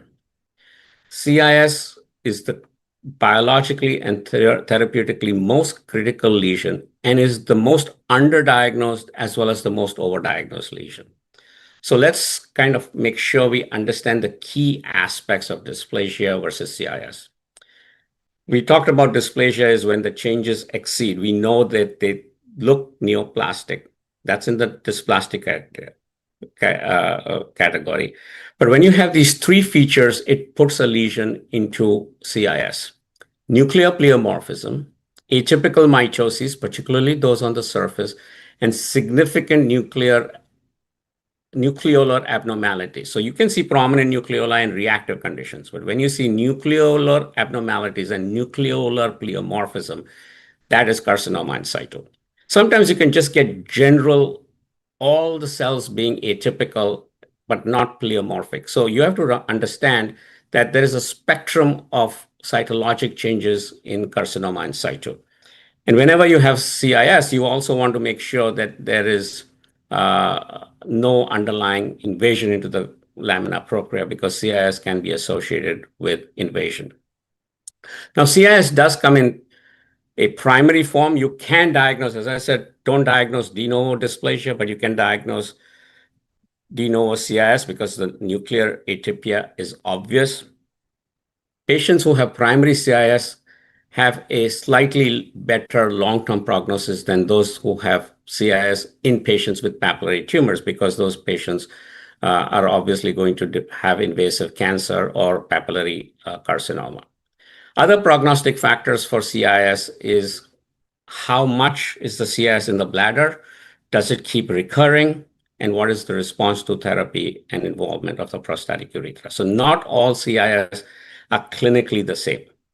Pathologically, CIS have multiple flavors. Again, the features are the same, but you can have without pleomorphism or with pleomorphism. But all the cells are irregular and large, irregular chromatin distribution, or here with pleomorphism. It's also, when I talk about all cells being abnormal, it's very important that sometimes CIS can be very focal. It can be pagetoid, or it could be undermining the mucosa.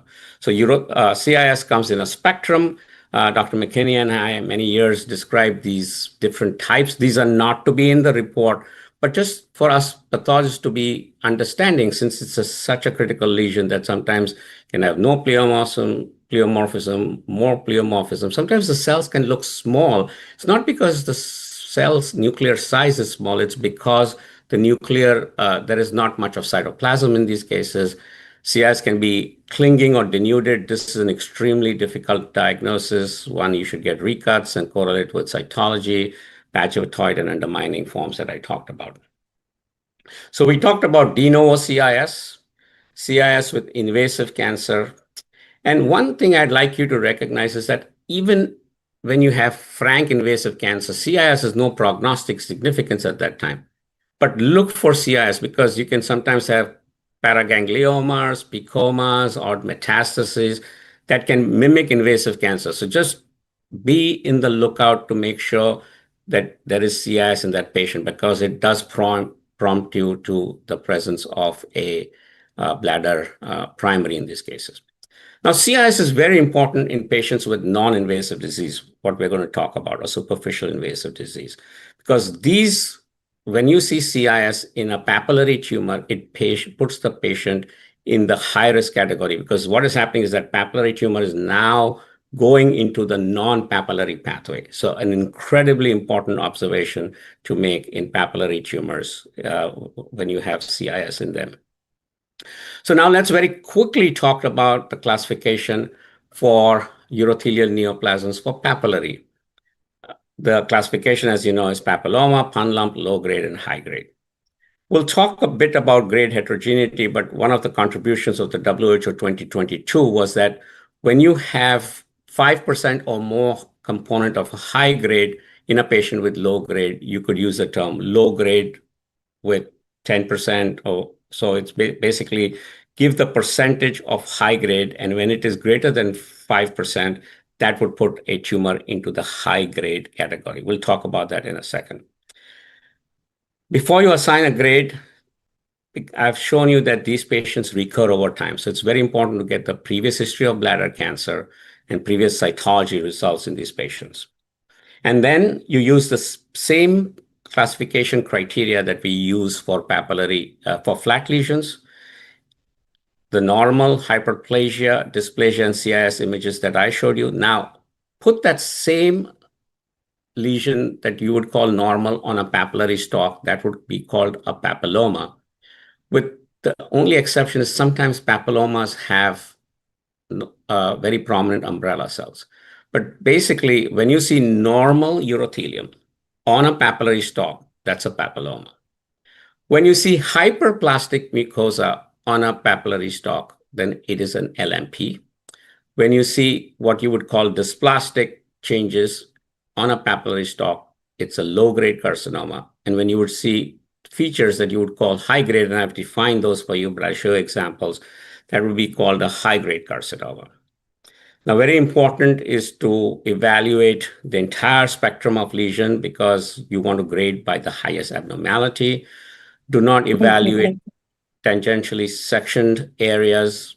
Make sure it's thin and you're evaluating the fibrovascular core where it is not tangentially sectioned.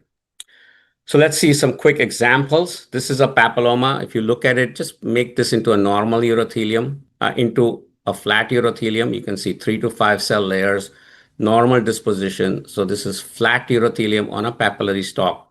That's a papilloma. Only exception is papillary polypoid cystitis, where the stalks are very expanded. Very rare diagnosis.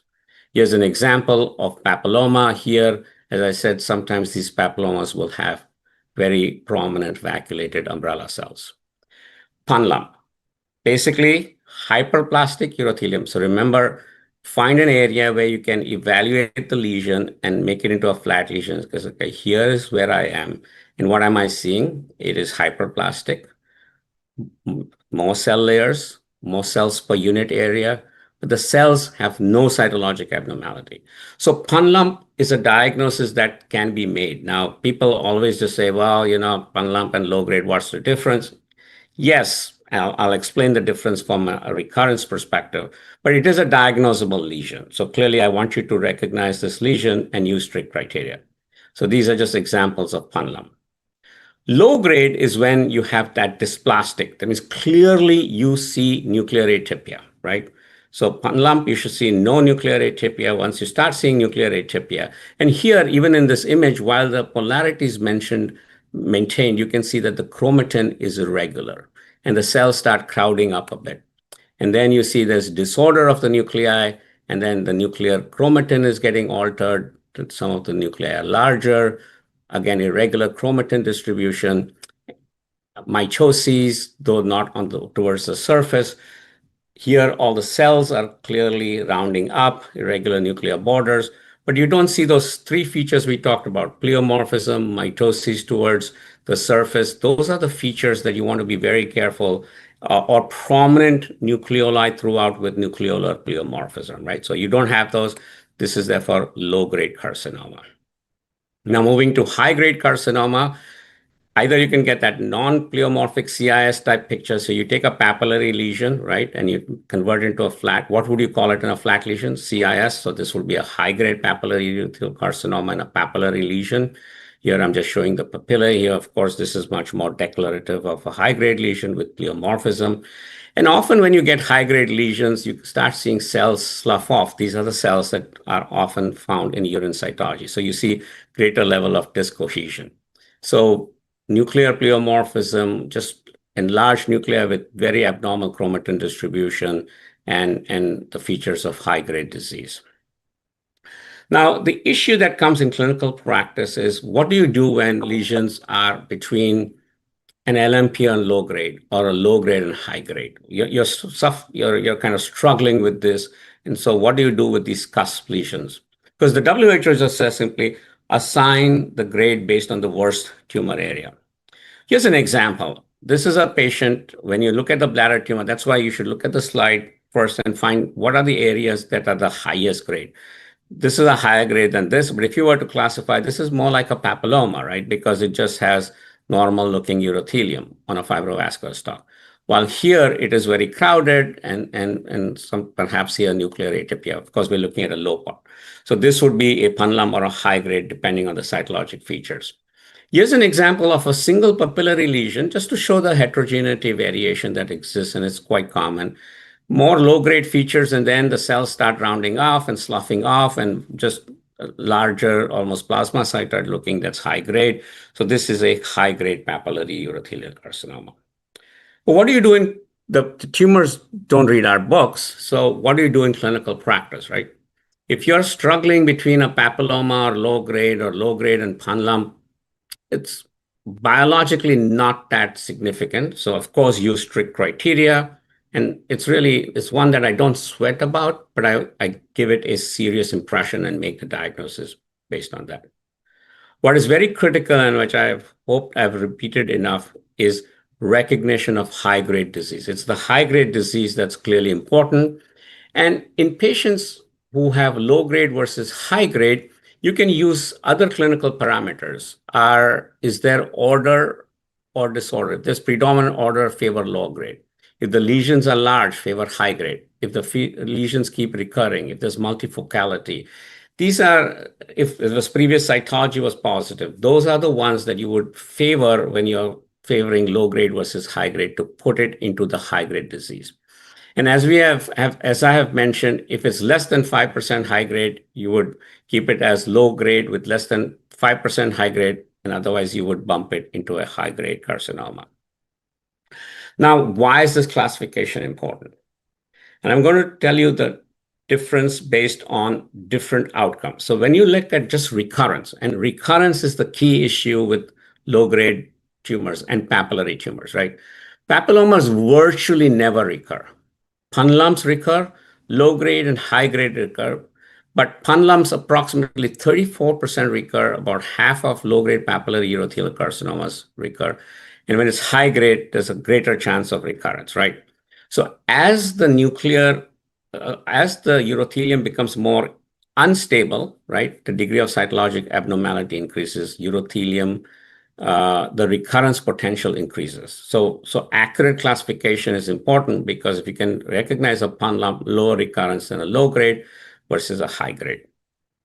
When you look at grade progression, the grade progression for low grade versus high grade is, of course, high grades don't progress anymore in grade. So when you look at all the low grades, they're virtually the same, right? Which makes sense. All we're saying is it low grade disease or high grade disease? So it's very important to recognize the low grade versus high grade because overall low grade lesions are generally stable. Only 10 to 15% of these low grade diseases will progress to high grade disease, right? So that you can see 10 to 15% going to high grade disease. Stage progression. Again, papilloma spun lump virtually will never progress into higher grade. That means go into higher grade and stage. 15% of low grades will go into high stage and that are non-invasive will become high grade and then invade. And about 60% of high grade papillary urothelial carcinomas will develop invasion. So the key factor in high grade in stage progression is that high grade is the big issue and always should be consistently recognized. And finally, and now there's much more data coming out that even pun lump, the 3 and 5 year and 10-year survival is different. So that's why there is a case to preserve pun lump as an entity. The survival of patients with papilloma and pun lump, they virtually never die of disease. Most patients of low grade, if you manage them, will not die of disease. And that is why the high grade definition has been expanded, because once it becomes high grade, you want to treat them because those are the patients that will eventually progress. So what is the dichotomy that we are seeing? And the dichotomy, and this is a part of our international community, the ISUP and many European pathologists believe, and we need to respect their opinion and more data is coming out. We had the grade 1, 2, and 3, and the WHO ISUP has pun lump, low grade, and high grade. The issue here, and this is a long discussion, but the one that is most valid is that the high grade is too expansive and that there are prognostically different ones, particularly the ones with higher degree of nuclear atypia. And there's a concern that we are over-treating this high-grade patients. So obviously, this is a controversy, and this is that hybrid system that has been proposed here. I'll keep it at that level here. And if you're, of course, what our recommendation has been is to provide both the WHO ISUP classification, which even the EAU now recognizes, and provide the hybrid classification that has been proposed. Very quickly, therefore, to wrap up, inversion. Sometimes you can see an inverted papilloma type pattern or an inverted pun lump pattern, same criteria. Normal urothelium on a stalk, papilloma on an inverted lesion, inverted papilloma. Urothelial hyperplasia on an inverted lesion, pun lump, inverted pun lump, right? Same criteria. We use the same schema. That's why I said the schema remains the same. Normal urothelium on a fibrovascular stalk, papilloma. Normal hyperplastic urothelium on a fibrovascular stalk, LMP, CIS on a papillary stalk. High grade, same thing with an inverted tumor. So first, here is an exophytic tumor. Here is an endophytic tumor. That means a tumor that is growing inside the lamina propria. So here's an exophytic tumor with basal cells at the periphery, an endophytic pattern where the basal cells, therefore, they grow inside and they come to the periphery of the lesions. So here is a predominantly inverted growth pattern. It's very hyperplastic. So this would be an inverted LMP. Sometimes we'll get an inverted as well as an exophytic pattern. Same criteria. Like in surface papillomas, we had prominent umbrella cells. In inverted papilloma, sometimes the cells have very little cytoplasm, so it looks a little more basaloid. But same criteria, inverted papilloma, inverted pun lump, inverted low grade, so what you would call dysplastic or low grade features in an inverted lesion is inverted low grade, and then an inverted high grade. Now, it's very important that this criteria are used not when you just see focal inversion, but when you see the predominant pattern of an inverted. So if it's an exclusive or a predominant inverted lesion, it is the only time I would use the term inverted. Finally, it's very important that you can have an inverted high-grade lesion, but that you want to make sure has no invasion versus an inverted high-grade lesion that has invasion, as you can see. So invasion is always something you should look at for CIS lesions, papillary lesions, and inverted lesions. Now, once tumors become invasive, the WHO ISUP proposal is that you call all these tumors as high-grade. Now, there is, again, a feeling in the international community that, especially for T1 disease, low-grade tumors have a different prognosis. But the feeling of the WHO and for most pathologists that we will talk about in the US and many parts of the world, if a tumor is invasive, stage is more important. The grade is a secondary feature and stage is the quintessential factor there.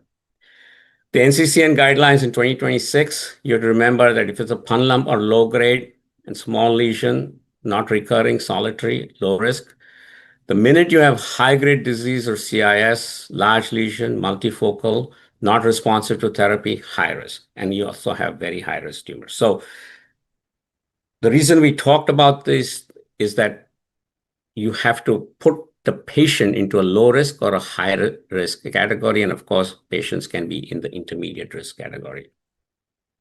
So I wanted to take the last 3 minutes to say, okay, where are we? What has been the accomplishment and what are the opportunities, right? So what we hope the WHO ISUP has done now for almost 30 years is that it has standardized the diagnostic entities, reduced the ambiguous use of grade 1-2 or 2-3, created a common language of reporting, and the same features, the same practical paradigm can be used for fat papillary inverted lesions. This pathology very closely mimics urine cytology, right? Because we practice in the histology in the urine world. And it has now been embedded, therefore, in the WHO, AJCC, TNM, AFIP, and many, many international standardization of reporting criteria. So your take home is the papillary and pun lump lesions are on the low grade. And the minute you see high grade lesion, that is a lesion that is the one you should recognize and need to correctly identify. So what are the limitations? The limitations are the things that I talked about. There is still inter-observer variability between pathologists, especially, as I said, dysplasia is one, like Arno talked about low-grade PIN, really dysplasia, there's inter-observer reproducibility issues in low-grade PIN, similarly in dysplasia. So we recognize and recommend do not call de novo dysplasia. People tend to pun lump with low-grade disease. I think they're clearly recognizable. But the key issue is the low-grade versus high-grade. And I hope I've given you enough features. I'm happy to give the PDF of this presentation to the Seaups so that you can take this. I've given you a lot of information because I think it's so important for clinical practice. And then expanding the spectrum of high-grade disease improves I'm sorry, I was getting a phone call. Expands the patients. The importance is high-grade is a little larger spectrum of lesions. And the main reason is you want to get those patients into treatment, but then as some colleagues have said, are we over-treating these patients?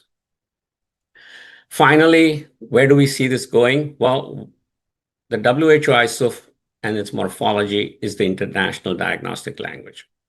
Every classification system, grading system will continue to refine. Can I call you back, please?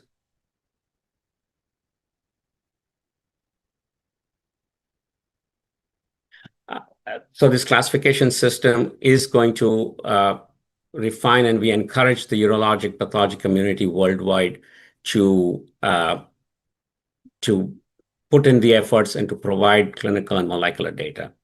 And certainly the future is, as AI models come in, multimodal therapies come in, multimodal ways to look at disease come in. Can we combine? Because individual patients are not benefited just by a single grade information. But can we combine the patient's history and CIS and tumor size and recurrence and come up with those integrated models for better prognostication? So there is a huge opportunity to keep working on the improvements that have been made in the last 30 years. With that, my profound apologies for the internet disconnections along the way, but for all those who stuck in, I really thank you for all your patience and your attention. Dr. Eltra, back to you. Thank you very much. Sorry for the internet problems, but you must be very tired and exhausted being away from your comfortable environment. Thanks a lot. And it was a great overview. I see two questions in the chat. One is, can low-grade tumor show invasion? Sure. I think you have answered. Yeah, absolutely. And this is the point to be made, right? That, of course, even bona fide low-grade tumors can show invasion, and sometimes invasive tumors can have low-grade morphology. So the opportunity for low-grade tumors to invade, very small percentage. But always look for invasion. For high-grade tumors, it can occur. So I don't want you to leave the message that low-grades don't invade. But it is so infinitesimally small that I wouldn't worry about it. The second issue is on you could have very bland tumors, nested, small nested, large nested, microcystic, tubular. They can be low grade, but they behave high grade because they're already invasive tumors. So yes, please look for invasion in every tumor, but I wouldn't sweat it in low-grade tumors. It can occur, it'll declare itself. But my take home, recognize high-grade disease, and if you recognize high-grade disease, whether it's CIS or papillary or inverted, look for invasion. Great. And the second question is this. When we have a borderline pattern in terms of criteria between high and low, can we call it low grade? And then WHO based on WHO 1973 or high grade WHO to 1973? Well, you could certainly, I think I'm understanding the issues here. My view is that if you are stuck, you have to look at clinical parameters, right? So I hope I'm reading the question correct. So if you're stuck between low grade and high grade, you have to help the clinician because that high grade is going to put that patient into CIS, higher risk category, et cetera, right? So, and in that, look at the urine cytology, previous history, How large is the tumor? Is the tumor coming back again and again? What is the degree of nuclear atypia? It is better to stick with one classification system, and the clinician, all they want to understand is high-grade disease or not. We're lucky as a profession, walk it along to a colleague and show them a slide and get a second opinion. But I would stick to the classification because that's our role that we have to offer. Perhaps one more point is people have used immunohistochemistry. Very tricky. I wouldn't use immunohistochemistry to grade. It's a feature I should mention is to really do it on morphologic grounds. Again, I will give you the handout of the slides, the PDF format, so that all the criteria that I've given, and we went over it very fast in the 40 minutes, will be available to the audience. I have a question too. Sure. You said that it's important when you have carcinoma in situ when there is superficial non-invasive urothelial carcinoma. But usually in TUR specimens, the tissues are very much fragmented. And you may have flat mucosa, flat urothelium with atypia. Can you try to distinguish in between shoulder region and real carcinoma in situ? And if you do, what is your histological criteria for that? Right, and this is a very relevant question. Ankur Sangoy had, and many of us participated in a study on shoulder lesion. So I would first ask you to look at Sangoy et al. And look at all the issues related with shoulder lesion. But I'll kind of simplify it for the audience here. So when you see a papillary lesion, at the edge of it, you can see CIS. And you can see a papillary lesion and a fragment with non-papillary mucosa that has CIS. And we've overemphasized CIS and papillary lesions. So the question is, when would you call it papillary urothelial high grade with CIS versus a shoulder effect? And the reason is that that patient goes into a high-risk category, right? So we are understanding.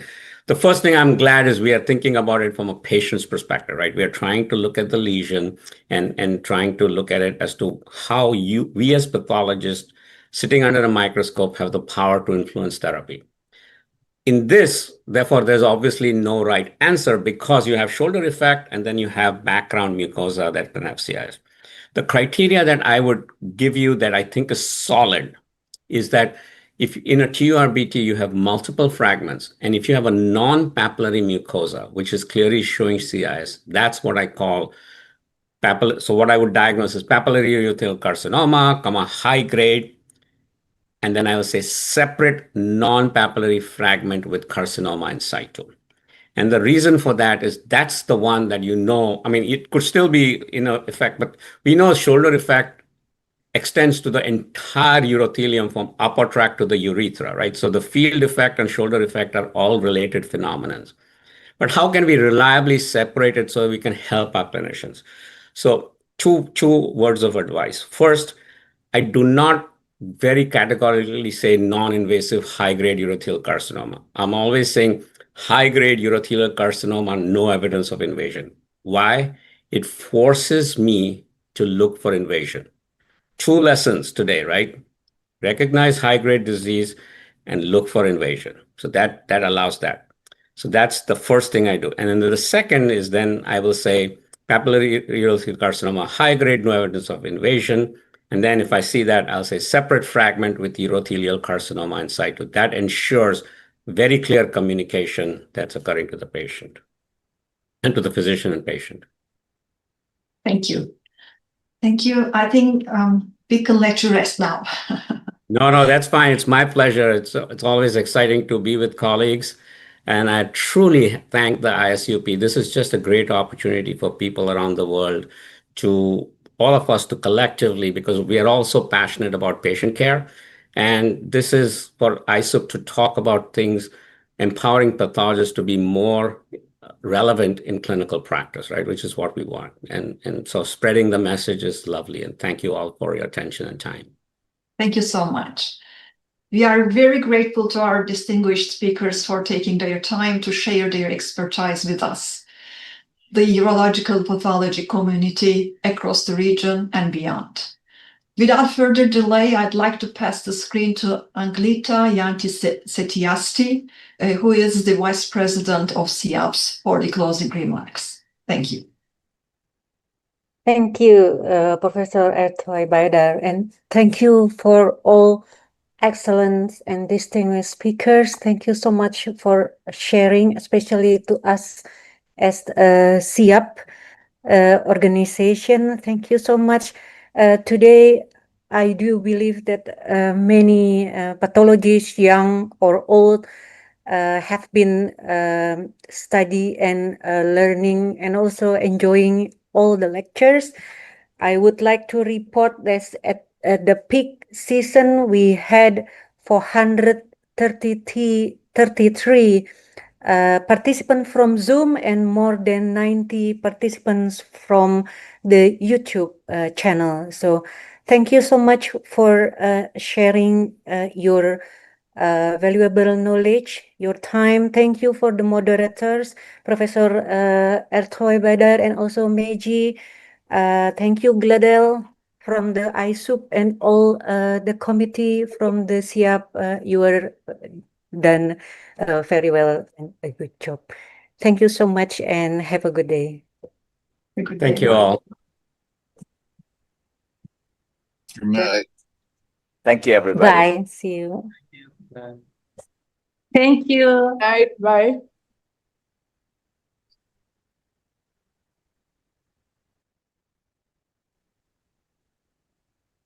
Thank you, Professor Ertoy Baidar. Thank you so much for your contribution. Great. Thank you, Dalek. Thank you, Thank Gladel. you, Gladel. I hope you. I'm glad you were here. Otherwise.